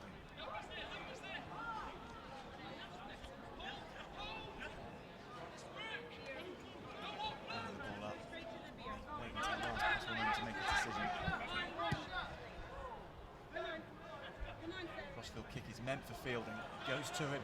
What a bounce.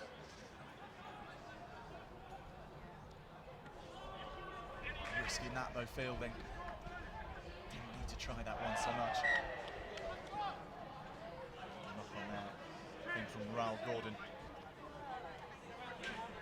Tom's Trust Pandas have started this game much more positively, and they look like they've got a lot more shape to their play, unlike their disappointing semi-final performance.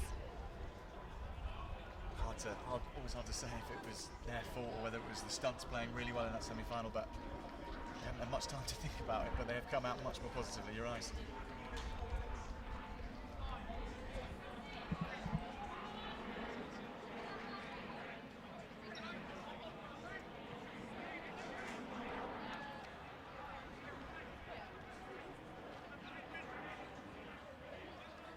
Cutting up through the midfield, Tom's Trust look to get their first score here. Tensions of Red Rockets, but Tom's Trust first to touch down in the final. Great energy and great legs there from the Tom's Trust player. Tom's Trust all wearing the number 8 number today, so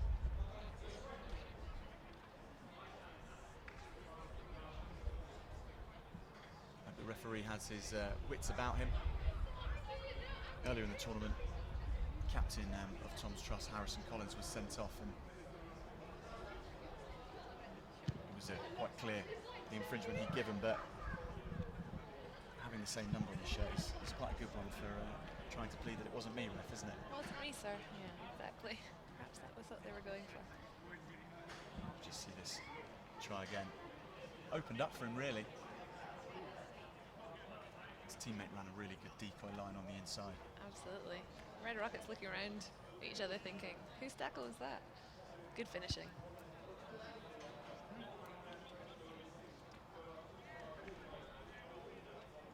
Deep kick-off giving Rockets time to think about where they should try and break Tom's Trust down. Here we go, Vuma again.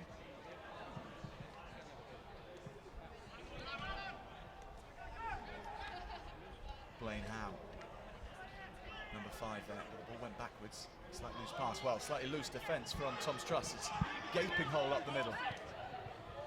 Delayed ball from James Dyson. Finds its way out to Luke Griffiths, and the referee waves play on. One of the easiest tries of the day there for Luke Griffiths. Pandas complaining hard that was a forward pass. The referee didn't blow his whistle. Play on.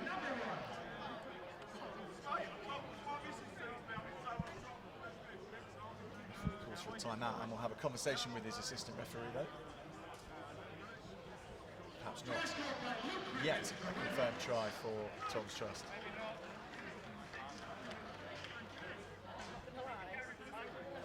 Although now it looks like it will be. It's taped up, but I can think it's coming through now. Didn't get on the score sheet until the last play of the game in their semi-final, so that would be a relief that they've not only achieved parity but taken the lead with their condition.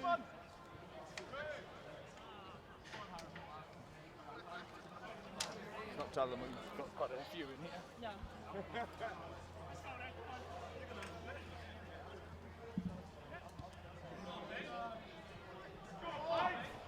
Tom's Tom's Trust straight, Pandas straight on the attack again, but now Pandas themselves, the Rockets are on the attack. Pandas break forward. Harrison Collins puts boot to ball. Luke Griffiths, try scorer, has to tidy up.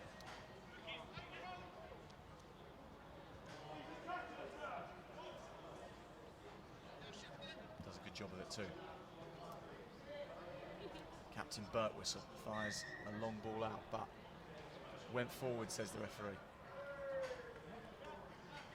Birtwistle tries to convince him that it definitely didn't go forward, but I think it's too late, unfortunately.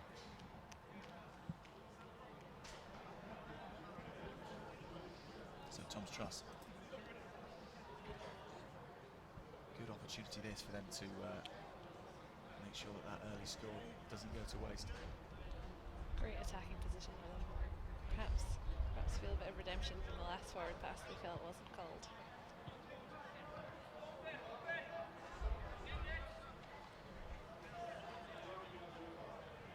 They go blind.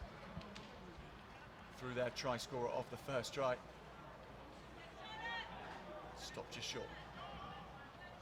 Second drive over though is successful. Assistant referee says yes, and in the corner like their last try in the other corner. Difficult one for the kicker to try and knock over, but second try for Tom's Trust. Much better start to this plate final than they had in their semi. They've certainly gone route one there, but when they've got that power behind them, you can't argue with it. Back themselves. Got the score. And just about the conversion too. Great kick from the far out wide. Squeezed over there. Nice kicking. And we saw his pace when he scored his first try. That time it was a bit more power, and it was a one-on-one wrestling match really. It's great strength though, because the two Red Rockets are trying to hold him up, try and force the turnover. Got himself down to the ground, created the ruck. It's a simple pick and drive for the line.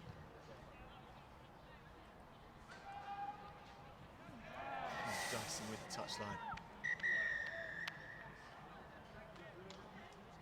But then at half-time, just stepping out of touch, brings a close to proceedings. 14 points to 5 to Tom's Trust Pandas. Great first half for the northern side.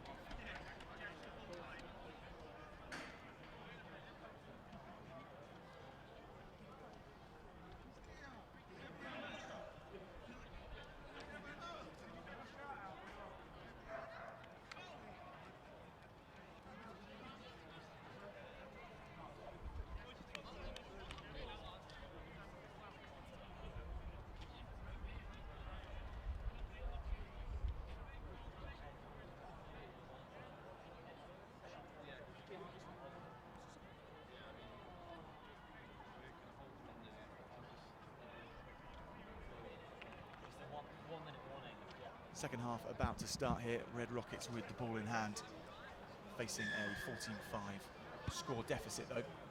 Tom's Trust were just looking at half-time. They look like they might be feeling it a little bit after today. They played their semi-final only a couple of games ago. Red Rockets had an extra games break, so Favourable draw. might be one for them. A favourable draw for Rockets. But Tom's Trust leading the way on the scoreboard, making up for that. An energetic first half.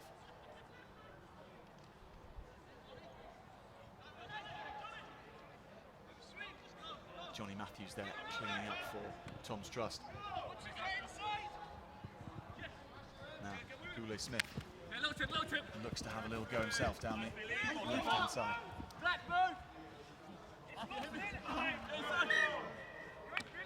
Nice, almost a very nice scrum half break down the side there, You but could knocking see on. what he was trying to do there. The ball spat out of his hands. He even looked to the open side to try and sell the dummy more and have me fall from up here in the commentary box.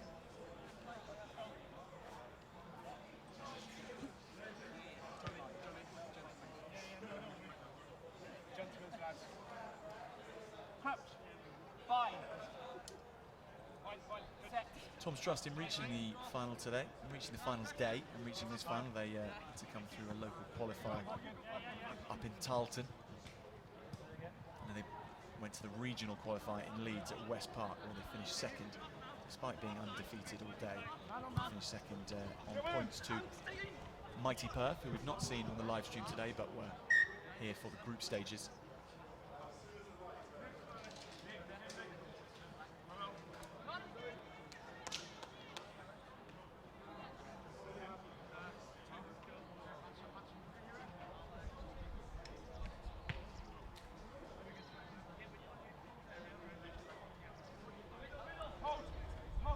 Dan open short with the throw into the line-out, but it's tampered with well by Red Rockets, although the referee says illegally so.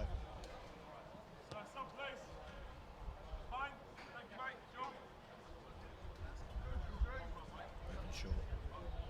Scrum half for Tom Struss has the chance to make amends for himself in feeding this one cleanly and getting it to his back line after the scrum. It's like Red Rockets have got their danger man back on in Vuma. See if he can do any damage from that wing. Yeah, George Vuma lining up in the wing position, I think. Set.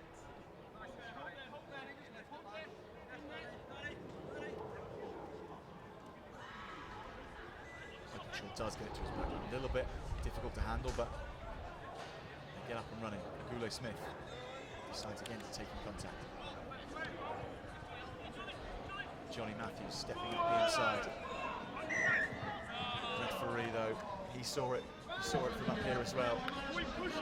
Forward pass, great line with Johnny Matthews just passing forward.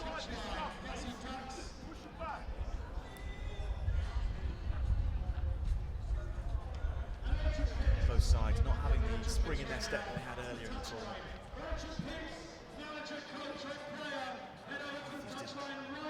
Was that the right decision, Susie, to come back in where you had a few guys outside and they were forwards?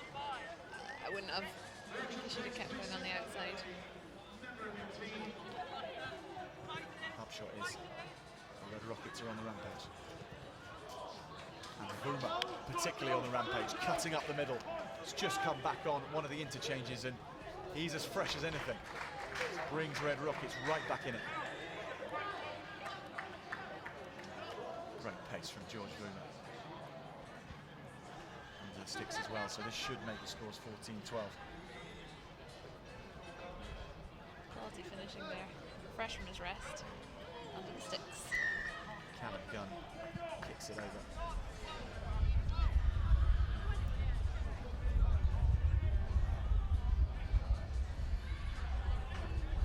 So this final teetering nicely along with a 2-point gap and a couple of minutes to play. The tension you can get at the end of a sevens game when matches are like this is extreme. Yeah, these lads have been out playing all day. Made it to the final. There's definitely some tired legs out there. So let's see whose fitness holds for the last couple of minutes.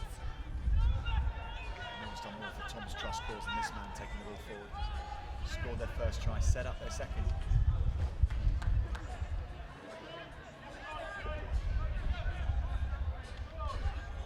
Vuma didn't fancy it on that occasion. James Dyson, number 10, gets the ball off to Raoul Jordan. Burt Whistle, captain. Offloads well. Agule Smith, Tom's Trust side, has to chase back and chase really hard now. Gets the lucky with the bounce, and now they face off one-on-one in a 5-metre challenge. Didn't Gulo Smith do well there to get out of that?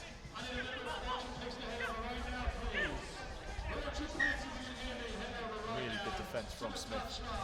Wow, that's impressive. He did not have much room to work with. 14-12 to Thomas Trust.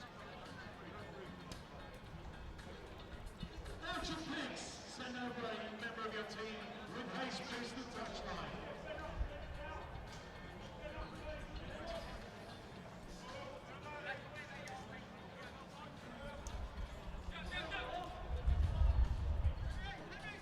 Yeah, I tried to.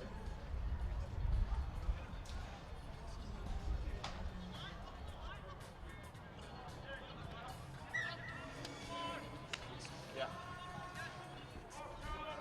Okay, final call. Archer Picks.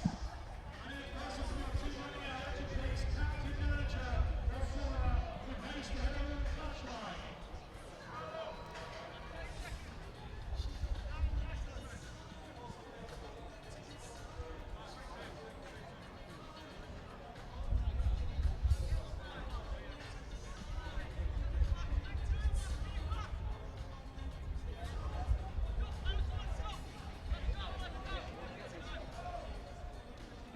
Got out what I saw, yeah. It's the same as what I'm saying. Red Rockets fighting for the ball on the floor. Back in the hands of George Vuma, who goes for a kick and chase. That finds Henry Vaca though. Hasn't been a presence in this plate final. Just been brought on. What can he do?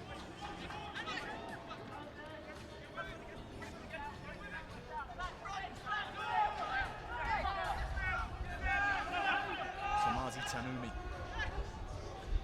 sets up a backline move for Tom's Trust. Doesn't manage to hold on to it.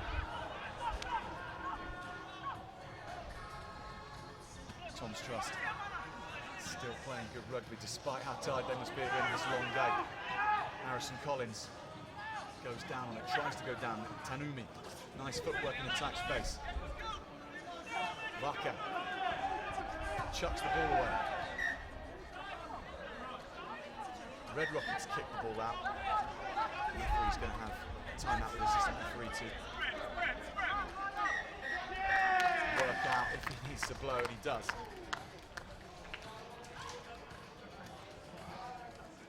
The game is brought to end the proceedings, and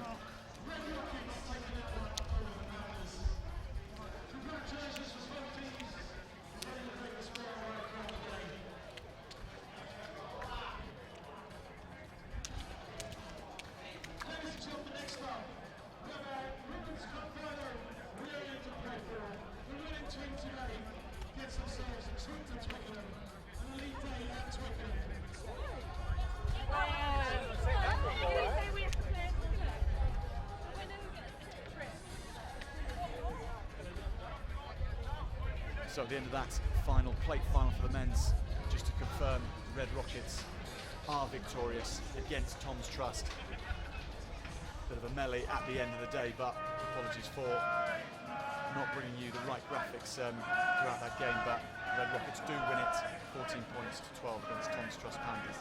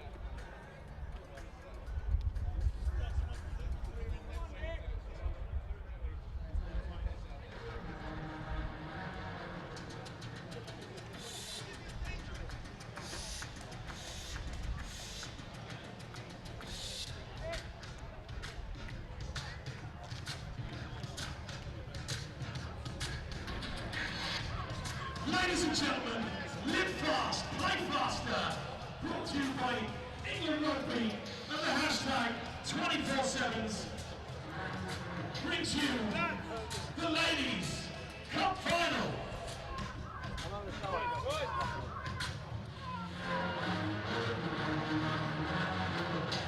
Please welcome out our two teams onto the pitch right now. We have the Fuzzy Ducks and the Joining us now Ultra for Pigs. the women's final of the 24/7s competition. We're moments away from the teams walking out, entering the pitch. Orchid Pigs on our right versus the Fuzzy Ducks on our left. That's the trophy they're playing for in the middle. Orchid Pigs, probably the favourites for this final, Susie, but Fuzzy Ducks, they had such a good semi-final, and you never quite know. Exactly. There's a lot of class, a lot of experience in this pig side. But, you know, the Fuzzy Ducks, they're a side that have played together a lot. They've got a lot of experience. They're familiar with each other. So we'll see who comes out on top at the end of the final. And a nice piece of symmetry in the regional playoff to get to this final stage. They faced off in the final as well, that time. Any other registration LR14 RJJ, LR14 RJJ, as well. BMW. Please continue with your vehicle. To kick off in this final will be Bryony Cleo. And your referee is Kate Ritchie.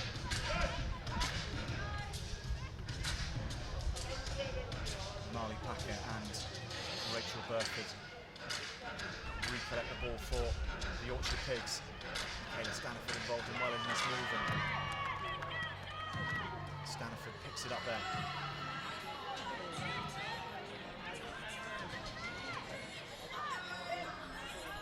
Difficult one for Burford to take, but she takes her time with it. Packer straightens up. First chance for Fuzzy Ducks to get their hands on Packer. She's a player you need to contain in the final when she gets her tail up. Round the outside as well. This is Deborah Fleming. Will be in for the first score. Did it so many times in the build-up to these games, in the build-up to semi-final and the pool stages as well. Great set of wheels on her, and first score in the final for the Pigs. Good finishing there by Fleming on the right-hand side. Smiles all round for the Pigs at the start of this final.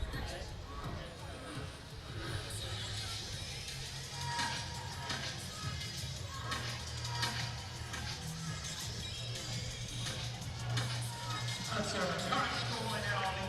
Orchard Pigs up by 5.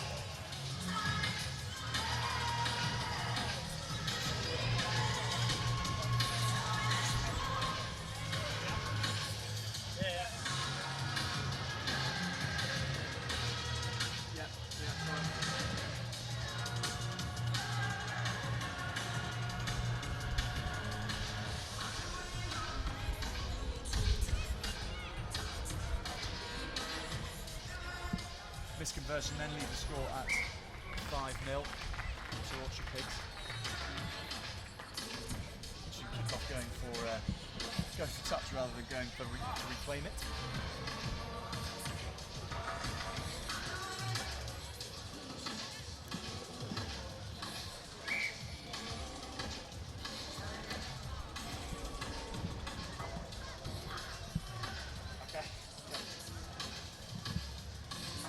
Straight in the line-up then by Burford, so the referee brings the sides together for the first scrum of the game.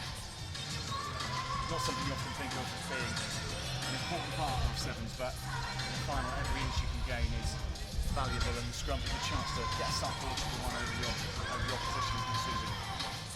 Absolutely. We'll see what the Pigs can do at the bounce here, but that's a powerful scrum by the Fuzzy Ducks. Nice pick up there. Looking to go wide off that scrum. They are under all sorts of pressure there, aren't they? Once the ball was out the scrum. Staniford, Carly Staniford, former England international,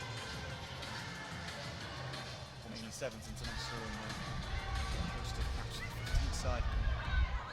Bryony Cleo stepping out of one tackle, doing really well is Bryony Cleo. Nice bit of basketball to find Kate Alder as well. Now this is Charlotte Lord. Oh, great burst of speed, and the took a desperate tackle from Marley Packer to stop her from scoring the first try for the Fuzzy Ducks. Back up on her feet again, making that second tackle. There she is, Lord. This time no space to work with, so powerful fend again from Cleo. Really up for this final, isn't she? Stanford's done well to bring her down there. Penalty to Fuzzy Ducks. Not releasing the tackle by the Orchard Pigs. Under pressure for the first time actually on the finals day here, the Orchard Pigs.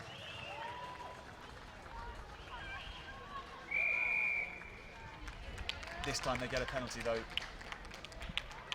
to themselves, so bit of an escape there for the Pigs. They were under a bit of pressure there.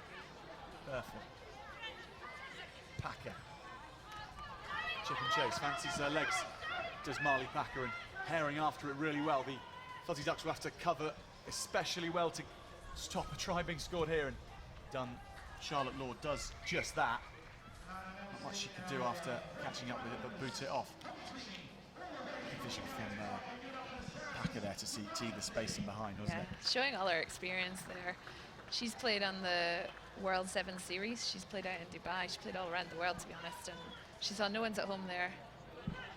Backed her pace, chipped in behind and forced this 5-metre scrum. Great attacking opportunity for them. It had to be an extra special effort from Lord in order to stop her getting the second try. Lord, we saw in that semi-final, got an incredible set of heels on her. Yeah, she certainly did well to cover that as well. Big opportunity here for the Pigs, though. Stanford at 9, fights for a bit of extra space. Short pass, Stanford, just dropped on the wide outside by Heather Cowell, but she spins back in. Doesn't matter in the end. Same result, she dropped it from a pass from Stanford, but then had enough about her, enough presence to say it doesn't really matter too much, I'll just dot it in this way instead. Making it harder than it needs to be, but outcome's the same. Another try for the Orchard Pigs. Missed conversion from Dith Howell, so 10-0 to the Pigs.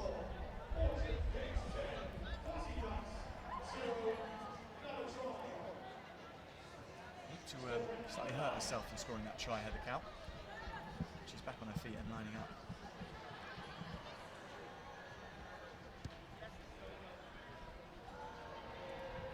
Megan Goddard kicking off, but just edging it too far.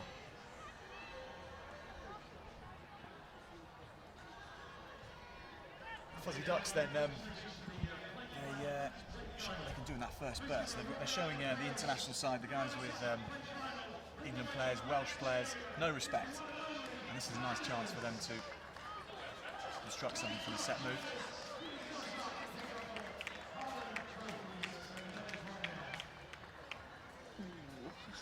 Strong defence there from the Pigs. Credit just to retain that ball. Must go to the Fuzzy Ducks. Bryony Cleo throws Michaela Stanford out the way.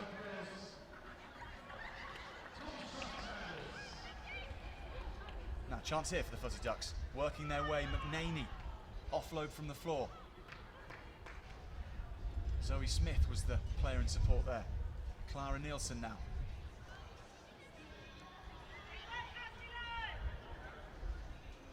Kat McNaney, the girl who started this move. Now this is to Kate Alder, who puts her head down.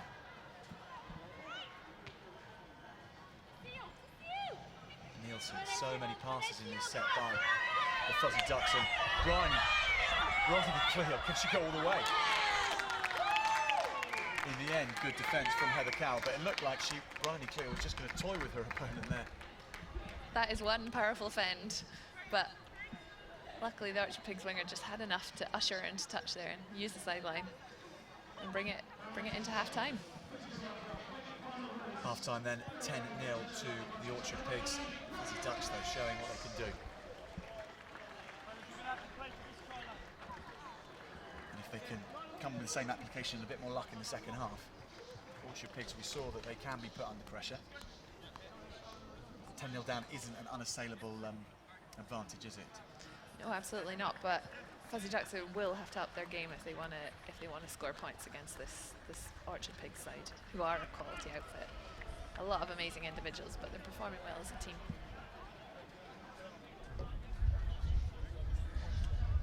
And how much do you feel, Susie, that with the class of players that they have, that is there an element that they're not necessarily playing at 100%, maybe are just out there for a fun, obviously showing the game the full respect needed, but this is a lower level than some of these girls can play at, so...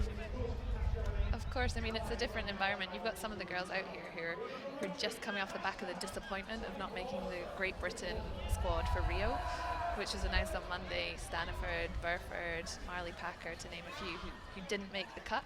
So they're out here to show their skills, to have a bit of fun, and to bring up the level of sevens across the board, and they're really doing that well here.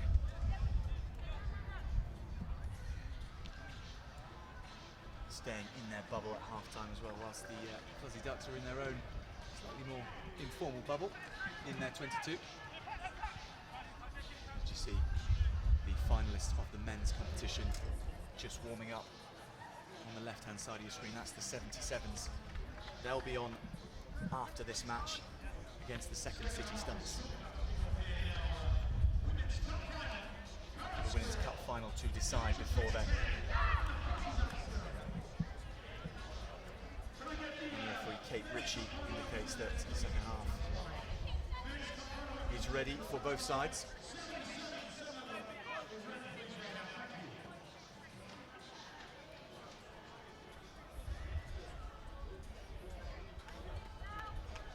Rachel Burford with the ball in the hand then.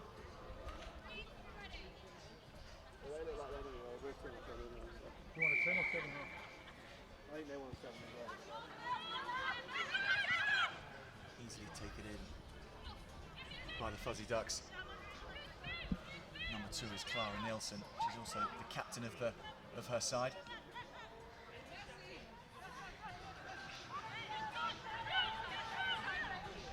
Anna Duffy finding space on this wing for Charlotte Lord. Duffy clears up. Laura's done really well there to keep the ball in play. Fuzzy Ducks recycling. Bryony Cleal again showing her power and her pace, stepping out of that tackle. Such a difficult girl to pull down. Now Alder, got such a low centre of gravity as well. She's difficult to stop in her own way too.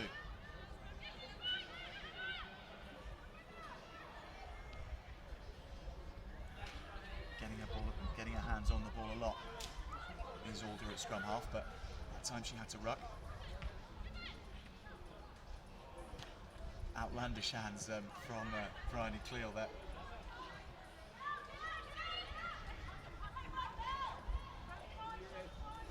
Fuzzy Ducks doing well to keep the ball, but not going anywhere.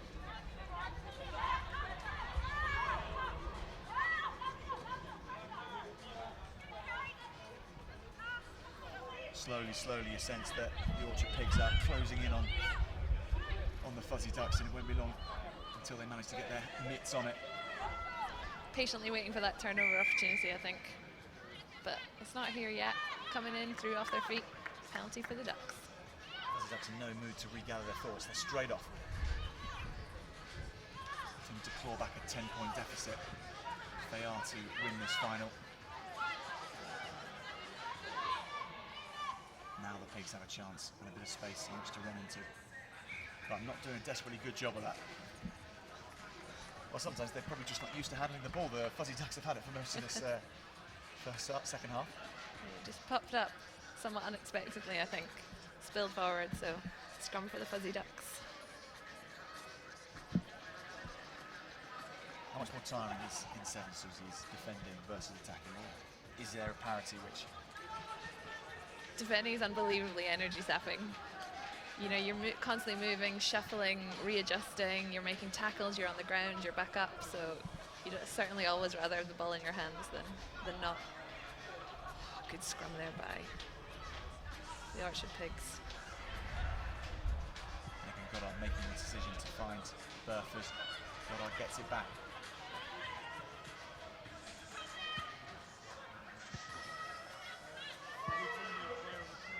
Howell to Chantel Miel. Now Melissa Clay. And now Miel again. Clay, tit for tat between those two. Clay now stepping in powerfully. Alder gets back to her, but she great offload, and this should be a try for Fleming. It is. How heartbreaking for the Fuzzy Ducks after all that work, and the Orchard Pigs just took their time there. A couple of nice interplays, and then Fleming in the corner. Great defence, but they just run out of numbers, and who's it who pops up? Deborah Fleming, over for some more points.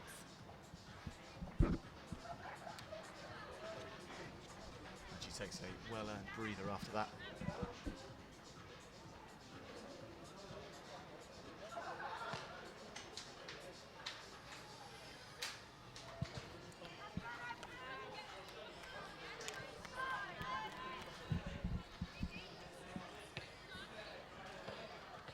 Unsuccessful conversion, so the Orchard Pigs take their lead to 15 points to 0. Mike Orchard, 15.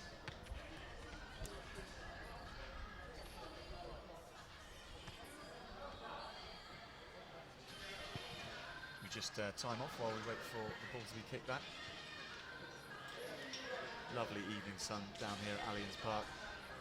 Shadows starting to get a bit longer as we eke into the evening, but we've still got the set piece of the males competition after this match to happen, so stay with us after this final.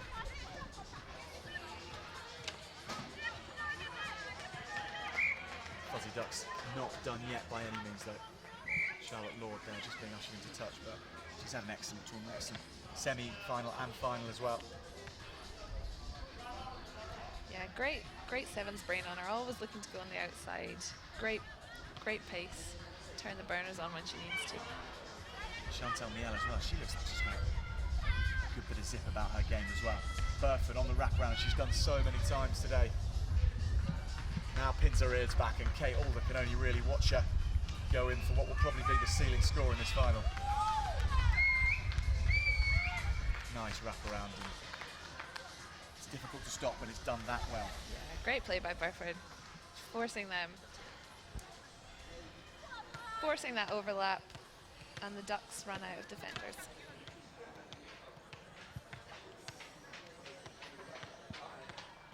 Goddard unsuccessful with the conversion.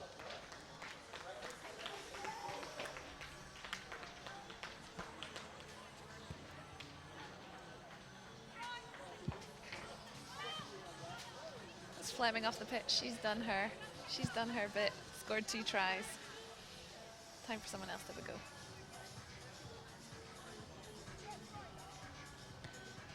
Has been a frequent presence in troubling the scorers, Deborah Fleming today.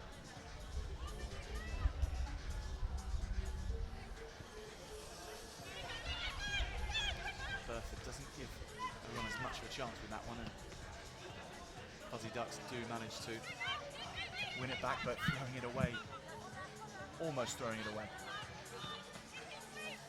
Well cleaned up by the captain, Clara Nielsen.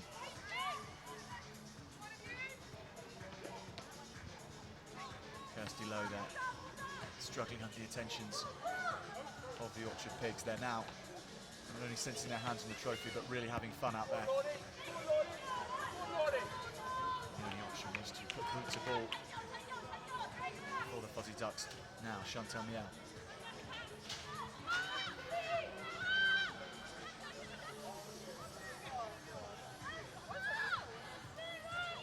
Burford ducking and darting, trying to find some space, trying not to get tackled, but giving away the penalty when she did go to ground. Let's go, let's go. What can Cleo do? Been such a talisman for the Fuzzy Ducks. This time she gives the ball to Zoe Smith, who was shown the outside and took it gladly, but pulled down afterwards.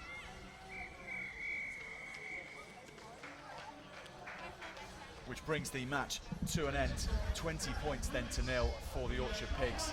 The Fuzzy Ducks, they kept running, didn't they? They've had a great tournament, but just came up against a side which was too full of international class and ability on the day. Yeah, you said it, the golfing class. wonderful performance by the Orchard Pigs there in that final. The Orchard Pigs do take the inaugural title of the 24/7's female cup competition. Ladies and gentlemen, the final is complete. The winners of this tournament here at 24/7's England Rugby are the Orchard Pigs. Congratulations. We're out in the cup final presentation. Next up, ladies and gentlemen, is a final, the cup final, the men's cup final.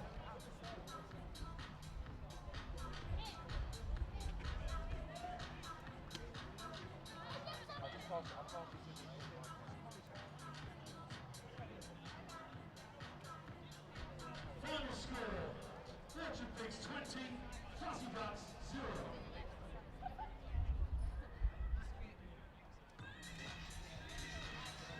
So you're joining us now for the final of the men's competition in the 24/7's competition. It's the 77s versus the Second City Stunts. The 77s from London and the Second City Stunts from Birmingham.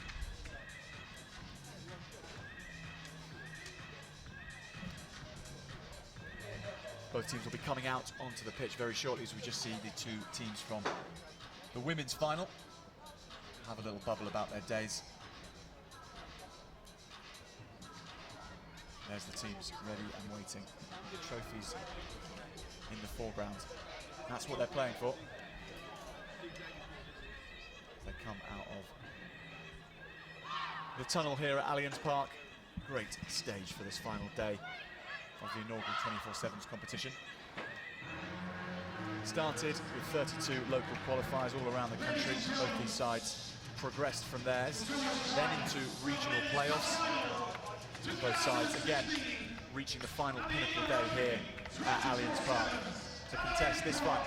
Please welcome right now, both teams, Second City Stunts and 77! A little bit of orchestrated unison between the two sides, both waiting for each other to run onto the pitch at the same time.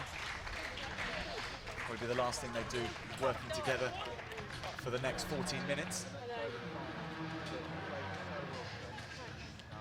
14 minutes the length of this men's final. As we see the 77s in the white, red and blue. The behemoth that is number 14, Jermaine Ollison, joins his team huddle.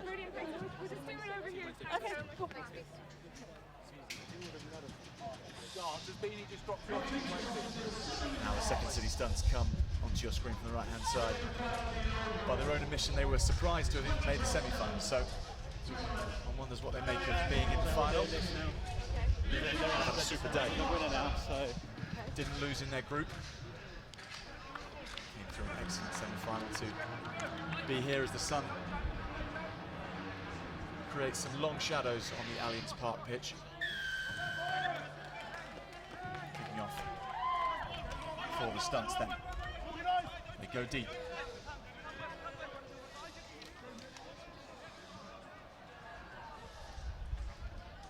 Ball goes out to Josh Christie, who we saw in the semi-finals, quite happy, lolling the ball back inside. But the Stunts straight onto it. Aggressive attacking defence from them. He prompts the 77s into a bit of action, and they give it to Jermaine Ollison.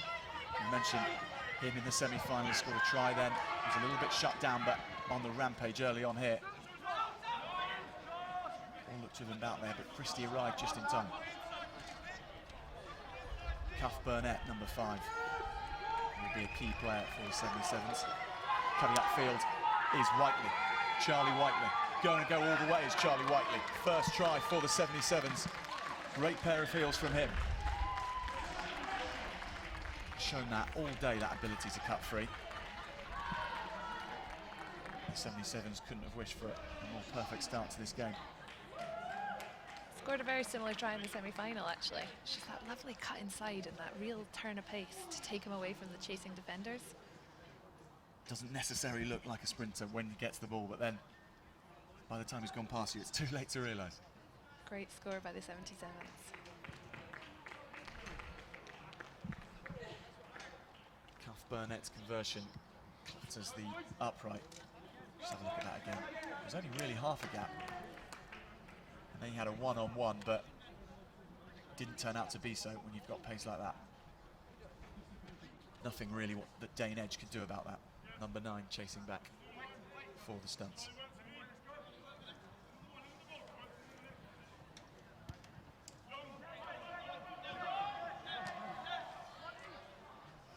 Edge now has a bit of a run of his own.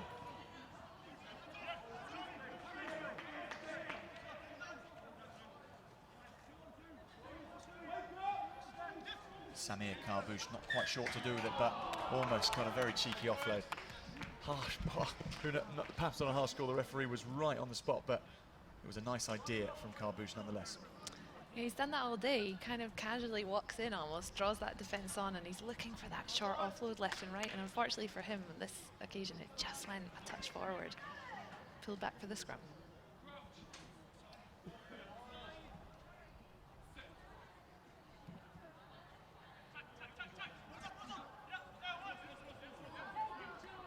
Whiteley, the try scorer. Instead goes to Josh Christie, number 16.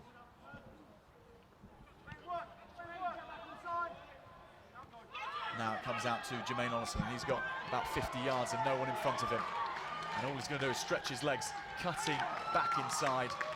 He had to, as the covering defender was there, but the covering defender didn't really have much of an effect on the rampaging Ollison.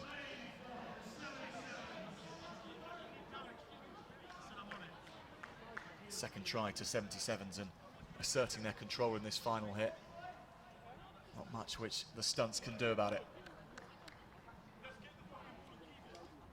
just seen it in the women's final how Yorkshire Pigs went up 10 points, Susie, and it's not over at 10 points at all, is it? Well, 12 points now, but it's a good buffer, and unless the stunts can get straight back in it, it'll be a difficult one to come back from. Yeah, I'd rather be 12 points to the good than 12 points down, but Ollison there, he just makes it look so easy, doesn't he? And his side step is twice the size of a normal person's side step. Yeah, he's a strong, powerful lad, that's for sure.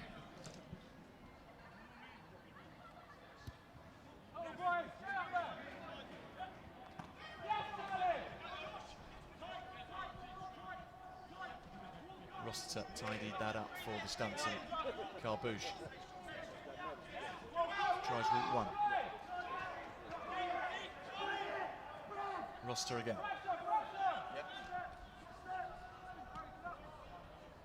Half break there by the stunts. Really good defence from 77s though. Penalty on the floor.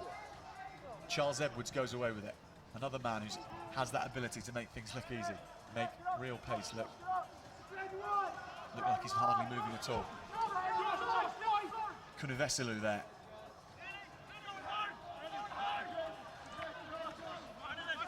Karbouche. Had a good chance to run onto that, pops it up for his number 9, Dane Edge, but again brought back for a forward pass. Karbouche there was right on the charge, and he just didn't manage to control his offload. Josh Christie. Credit to Josh's ball. the covering tackler from 77's number 10, Pat Lifkin. Again, Pat, let's go, mate.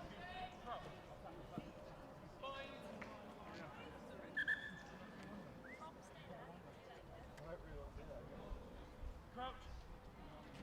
5 seconds. Go, Smith. Stay down, stay down. Go, Josh! Slightly the pass was Whiteley, but Christie was onto it. Got such good speed as Josh Christie, and could go all the way in here. Puts on the afterburners as well, and Dane Edge, unfortunately, is just doing more tracking back. Josh Christie gets a hand up from Dane Edge. Probably a pat on the back as well. Good try from him. And the 77s just show how good they are in this tournament. They can go from anywhere. Absolutely. I mean, that's on their own try line. Just really, really nice finishing. Swats away any attempt at a tackle. All the way through.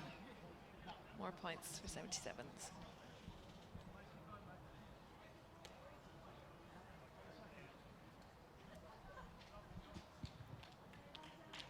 Cuff Burnett there, successful with the conversion, so 19-0 to the 77s. Just have a look at Christie's gas here. I mean, it wasn't even a sidestep, he just slightly changed direction, but he hardly broke down in speed, and he had none other than Sai Kuniveselu chasing him back for a while. He saw him off, and Dane Edge can only watch. That's what's devastating, the ability to maintain that pace when you're changing direction. That's what carries you away from defenders. Great play. Reminiscent of another man who stalks this part of town, Chris Ashton, has that ability as well.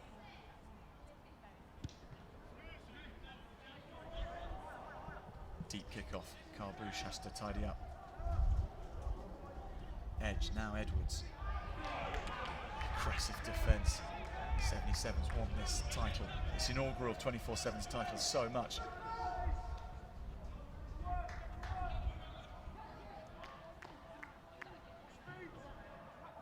Kuniveselu slows things down. Tries a sidestep, but just out of his reach for the offload. So the referee calls things to half-time. Excellent first half from 77s, and if you're the Stunts, you'll be thinking, what on else can we do to try and get back in this game? Yeah, it's a tough call for them. It's been a tough half. 77s have played phenomenally. I think Second City Stunts have really been trying to get into the game, but it's just not coming off for them. Just like that final example there, just trying to play, knock on. We talked about how in the semi-final, it was almost a strength that they didn't have a star player who could cut through and who people relied on. But now, when you see guys like Christie, guys like Ollison in the 77s, you think actually a star player does have its purpose, does have a really good role to play. Absolutely, and I actually think 77 are playing Second City Stunts at their own game with a super aggressive defence, and they're forcing these turnovers and forcing this regain of possession. Certainly their defence. I mean, if you take out some of the excellent tries they've scored, it's the defence which stands out. Yeah.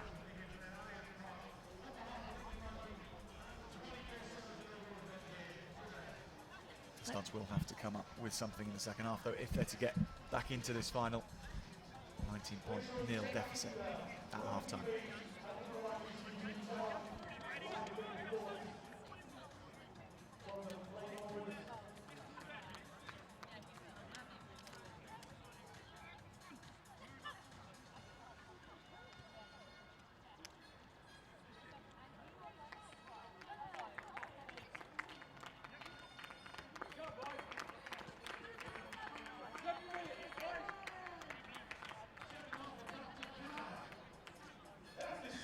Time back on for the second half here at Allianz Park. Number 5, Luke Cuff Burnett kicks off for the 77s. 19-0 to them as they start the second half. Second City Stunts in the blue. Charles Edwards switching up there with Kuniveselu. They've got it all to do. Edwards had such a good tournament for the Stunts. Shame for him to think that he might be on the losing side here. He's desperate to do everything he can to stop that happening.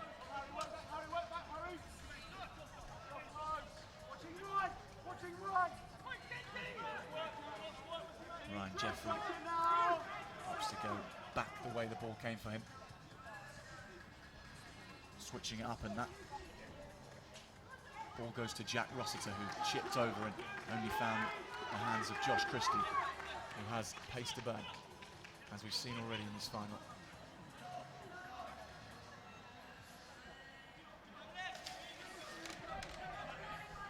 Pace to burn also has number 8, Charlie Whiteley, scored the first try for 77s.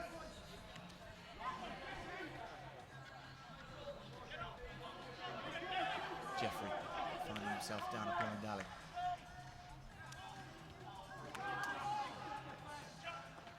Offload from Kuniveselu. Carbush, good period of possession this for the Birmingham side.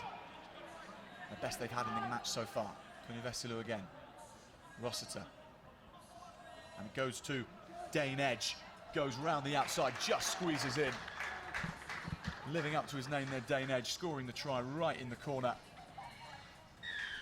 I was just going to say it looked good to me. Great finishing there, real power. Desire to get over that line, get some points. Get back into this final. That's the first step, isn't it? It had to happen there and then. They definitely had to get on the board there. Tricky conversion here for Edwards. We'll see if he can squeeze it over from the touchline. So nice for Dane Page. He had to watch try after try, or 77 streaming past him as the sweeper, playing sweeper for Second City Stunts, and now he's got a try of his own in the final at Allianz Park. And he gets a break as well, and a bottle of water to help him recover. So Second City Stunts opting to change things up a bit. Andrew Pritchard, the man on the near side in the number 11 and the blonde hair. Is it a majestic mullet, or is it a terrible barnet? I'll leave it up to you to decide. I think he might describe it differently from how we would, but no doubt that he's a dangerous player though when he gets his hands on the ball. So is Kunivesilu. This is a chance here for the Second City Stunts. Pritchard hacks on, but penalty to the Stunts. Pritchard fetches for Fluker. Tap and go by Fluker. Carbouche.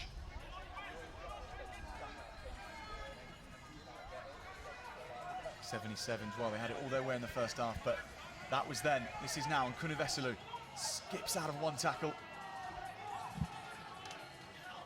So many players tied up for the Stunts in that ruck, but they go right through the middle.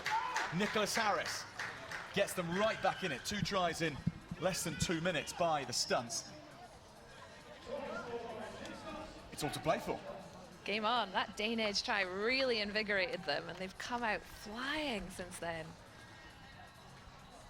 Pause for Charles Edwards to see if he gets it over. He does. Easy conversion there. Score back up to 19-12. The Stunts showing exactly why they deserve to be in this final.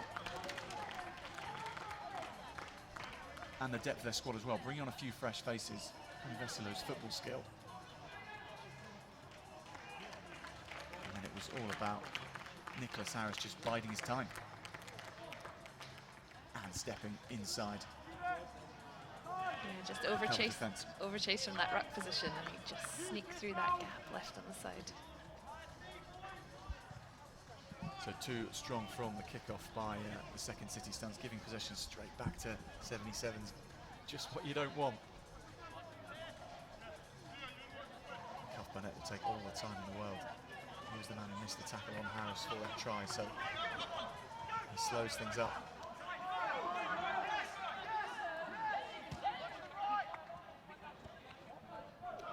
Hacking through though is Jeffrey. Number 5 picks it up as well, really well claimed. Pritchard is with him, through the legs, lovely play. Carbouche gets it back to Pritchard. 3 men around him, hitch kick by Pritchard.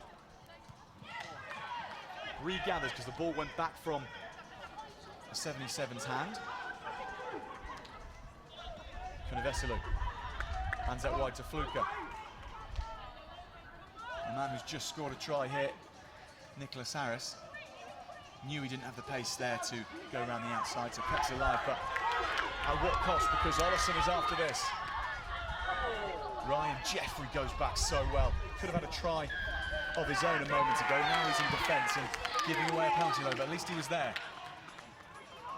The 77s covered remarkably from being under the cross there. Luke Cuff Burnett isolated. But not the right technique used in the tackle there. Ryan Jeffrey penalised. Whiteley. Switching it up with Christie.